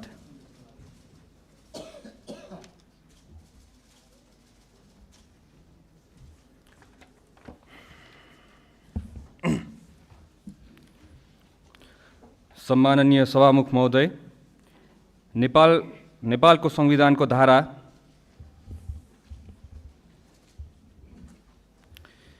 नेपालको संविधानको धारा 84 को उपधारा 2 मा समानुपातिक निर्वाचन प्रणाली बमोजिम हुने प्रतिनिधि सभा सदस्य निर्वाचनका लागि राजनीतिक दलले उम्मेदवारी दिँदा जनसङ्ख्याको आधारमा महिला, दलित, आदिवासी जनजाति, खस आर्य, मधेसी, थारू, मुस्लिम, पिछडिएको क्षेत्र समेतबाट बन्द सूचीको आधारमा प्रतिनिधित्व गराउने व्यवस्था सङ्घीय कानुन बमोजिम हुने व्यवस्था रहेको छ। प्रतिनिधि सभा सदस्य निर्वाचन ऐन 2074 को अनुसूची 1 मा बन्द सूचीमा प्रतिनिधित्व गराउनु पर्ने समावेशी समूहको प्रतिशत सम्बन्धी व्यवस्था रहेको छ। सम्बत 2078 सालमा भएको राष्ट्रिय जनगणना प्रतिवेदन बमोजिम जनसङ्ख्याको प्रतिशतका आधारमा दलित, आदिवासी जनजाति, खस आर्य, मधेसी, थारू तथा मुस्लिमको जनसङ्ख्याको आधारमा प्रतिशत कायम गर्न आवश्यक भएकोले प्रतिनिधि सभा सदस्य निर्वाचन ऐन 2074 को अनुसूची 1 मा संशोधन गर्न प्रतिनिधि सभा सदस्य निर्वाचन पहिलो संशोधन अध्यादेश 2082 नेपालको संविधानको धारा 114 को उपधारा 1 बमोजिम जारी गर्न आवश्यक भएकोले सम्माननीय सभामुख महोदयको अनुमतिले उक्त अध्यादेश सभा समक्ष पेश गर्दछु। धन्यवाद हजुर।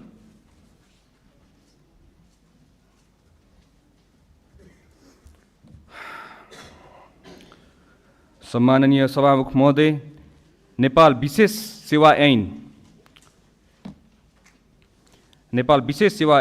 2042 को दफा 4 को उपदफा 1 मा केही नेपाल ऐन संशोधन गर्ने ऐन 2075 बाट संशोधन भई प्रधानमन्त्री तथा मन्त्री परिषदको कार्यालय अन्तर्गत राष्ट्रिय अनुसन्धान विभाग रहने गरी व्यवस्था भएको प्रस्तुत संशोधन हुन अघि राष्ट्रिय अनुसन्धान विभाग नेपाल सरकार गृह मन्त्रालय अन्तर्गत नै रहँदै आएको सूचनाको सङ्कलन तथा विश्लेषण सहितका राष्ट्रिय अनुसन्धान विभागबाट सम्पादन हुने कार्यको लागि नेपाल सरकार गृह मन्त्रालय अन्तर्गतका अन्य निकायहरू समेतको समन्वय हुँदा अझ बढी प्रभावकारी हुन जाने सहितका विषयलाई दृष्टिगत गरी नेपाल सरकार मन्त्री परिषदको निर्णयबाट नेपाल सरकार कार्यविभाजन नियमावली 2074मा संशोधन भई राष्ट्रिय अनुसन्धान विभाग गृह मन्त्रालय अन्तर्गत रहने गरी व्यवस्था भई आएकोले सोही बमोजिम कार्य सम्पादन गराउन नेपालको संविधानको धारा 114 को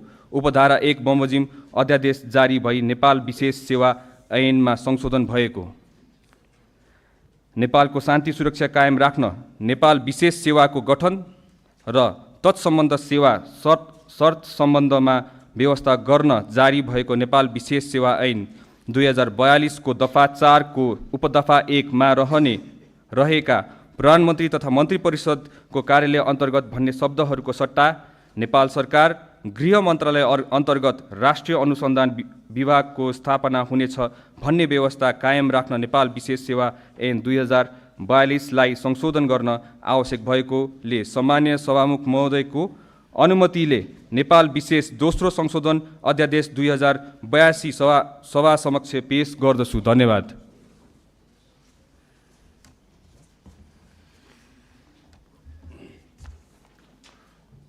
मान्य सदस्यहरू, अब म पूर्व सदस्यहरू संविधान सभा सदस्यहरूको निधन भएकोमा निम्नलिखित शोक प्रस्तावहरू प्रस्तुत गर्दछु। शोक प्रस्ताव। नेपाली कांग्रेस पार्टीको तर्फबाट विक्रम सम्वत 2048-2065 सालको संसदीय निर्वाचनमा 2048 र 2056 सालको संसदीय निर्वाचनमा बारा जिल्ला क्षेत्र नम्बर 3 बाट निर्वाचित सदस्य एवं लोकतान्त्रिक आन्दोलनहरूमा सक्रिय भूमिका निर्वाह गर्नुभएका ऋषिकेश गौतमको 84 वर्षको उमेरमा मिति 2082 साल असोज 31 गते असामयिक निधन भएकोमा प्रतिनिधि सभाको यो बैठक उहाँको निधनप्रति शोक प्रकट गरी श्रद्धाञ्जली अर्पण गर्दै शोक सन्तप्त परिवारप्रति संवेदना प्रकट गर्दछ। ख नेपाली कांग्रेस पार्टीका तर्फबाट विक्रम सम्वत 2053, विक्रम सम्वत 2056 र विक्रम सम्वत 2074 सालमा प्रतिनिधि सभा सदस्य, विक्रम सम्वत 2064 मा संविधान सभा सदस्य निर्वाचनमा रौतहट जिल्ला निर्वाचन क्षेत्र 2 बाट निर्वाचित सदस्य, पूर्व मन्त्री एवं लोकतान्त्रिक आन्दोलनहरूमा सक्रिय भूमिका निर्वाह गर्नुभएका मोहम्मद आफ्ताब आलमको 63 वर्षको उमेरमा मिति 2082 सालको कार्तिक 22 गते असामयिक निधन भएकोमा प्रतिनिधि सभाको यो बैठक उहाँको निधनप्रति शोक प्रकट गरी श्रद्धाञ्जली अर्पण गर्दै शोक सन्तप्त परिवारप्रति संवेदना प्रकट गर्दछ। नेपाली कांग्रेस पार्टीको तर्फबाट राष्ट्रिय सभा सदस्य पदमा निर्वाचित पूर्व सदस्य एवं लोकतान्त्रिक आन्दोलनहरूमा सक्रिय भूमिका निर्वाह गर्नुभएका कृष्ण कुमारी श्रेष्ठ 84 वर्षको उमेरमा मिति 2082 साल मङ्सिर 10 गते असामयिक निधन भएकोमा प्रतिनिधि सभाको यो बैठक उहाँको निधनप्रति शोक प्रकट गरी श्रद्धाञ्जली अर्पण गर्दै शोक सन्तप्त परिवारप्रति संवेदना प्रकट गर्छ।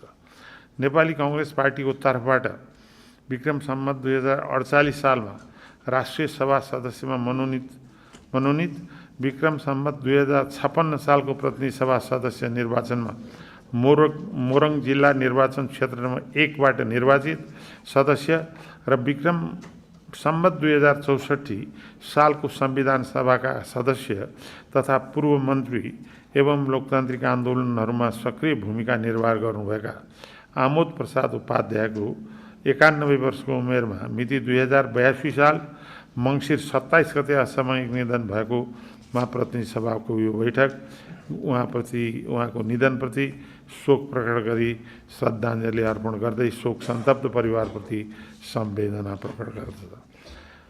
नेपाली कांग्रेस पार्टीका तर्फबाट विक्रम सम्वत 2056 सालको प्रतिनिधि सभा सदस्य पदको निर्वाचनमा ओखलढुङ्गा जिल्ला क्षेत्र 1बाट निर्वाचित सदस्य तथा पूर्व मन्त्री एवं लोकतान्त्रिक आन्दोलनहरूमा सक्रिय भूमिका निर्वाह गर्नुभएका होमनाथ दाहालको 84 वर्षको उमेरमा मिति 2082 साल पुस 25 गते असामयिक निधन भएकोमा प्रतिनिधि सभाको यो बैठक उहाँको निधनप्रति शोक प्रकट गरी श्रद्धाञ्जली अर्पण गर्दै शोक सन्तप्त परिवारप्रति संवेदना प्रकट गर्दछ।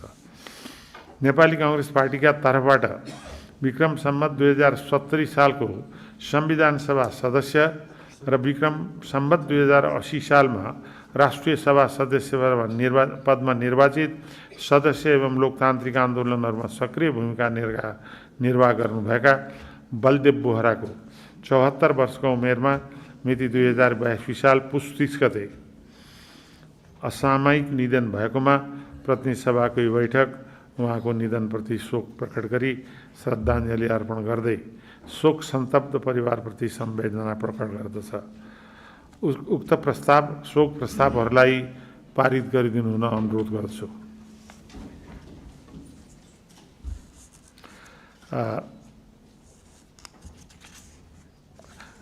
यी शोक प्रस्तावहरू सर्वसम्मतिबाट पारित भएको घोषणा गर्दछु। मान्य सदस्यहरू, अब हामी स्वर्गीय ऋषिकेश गौतम, मोहम्मद आफ्ताब आलम, कृष्ण कुमारी श्रेष्ठ, आमोद प्रसाद उपाध्याय, होमनाथ दाहाल, बलदेव बोहराको आत्माको चिर शान्तिको लागि उठेर 1 मिनेट मौन धारणा गरौँ।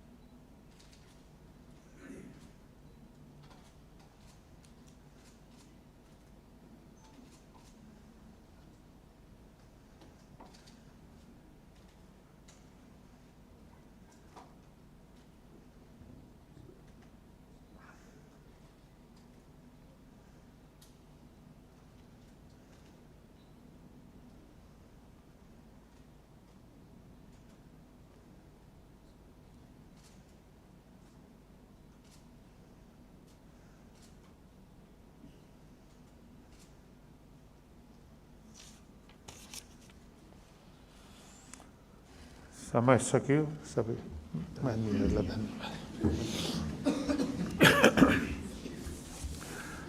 मान्य सदस्यहरू, अब यो प्रतिनिधि सभाको अर्को बैठक 2082 साल चैत्र 22 गते आइतबार 11 बजे बस्ने गरी यो बैठक स्थगित हुन्छ। धन्यवाद।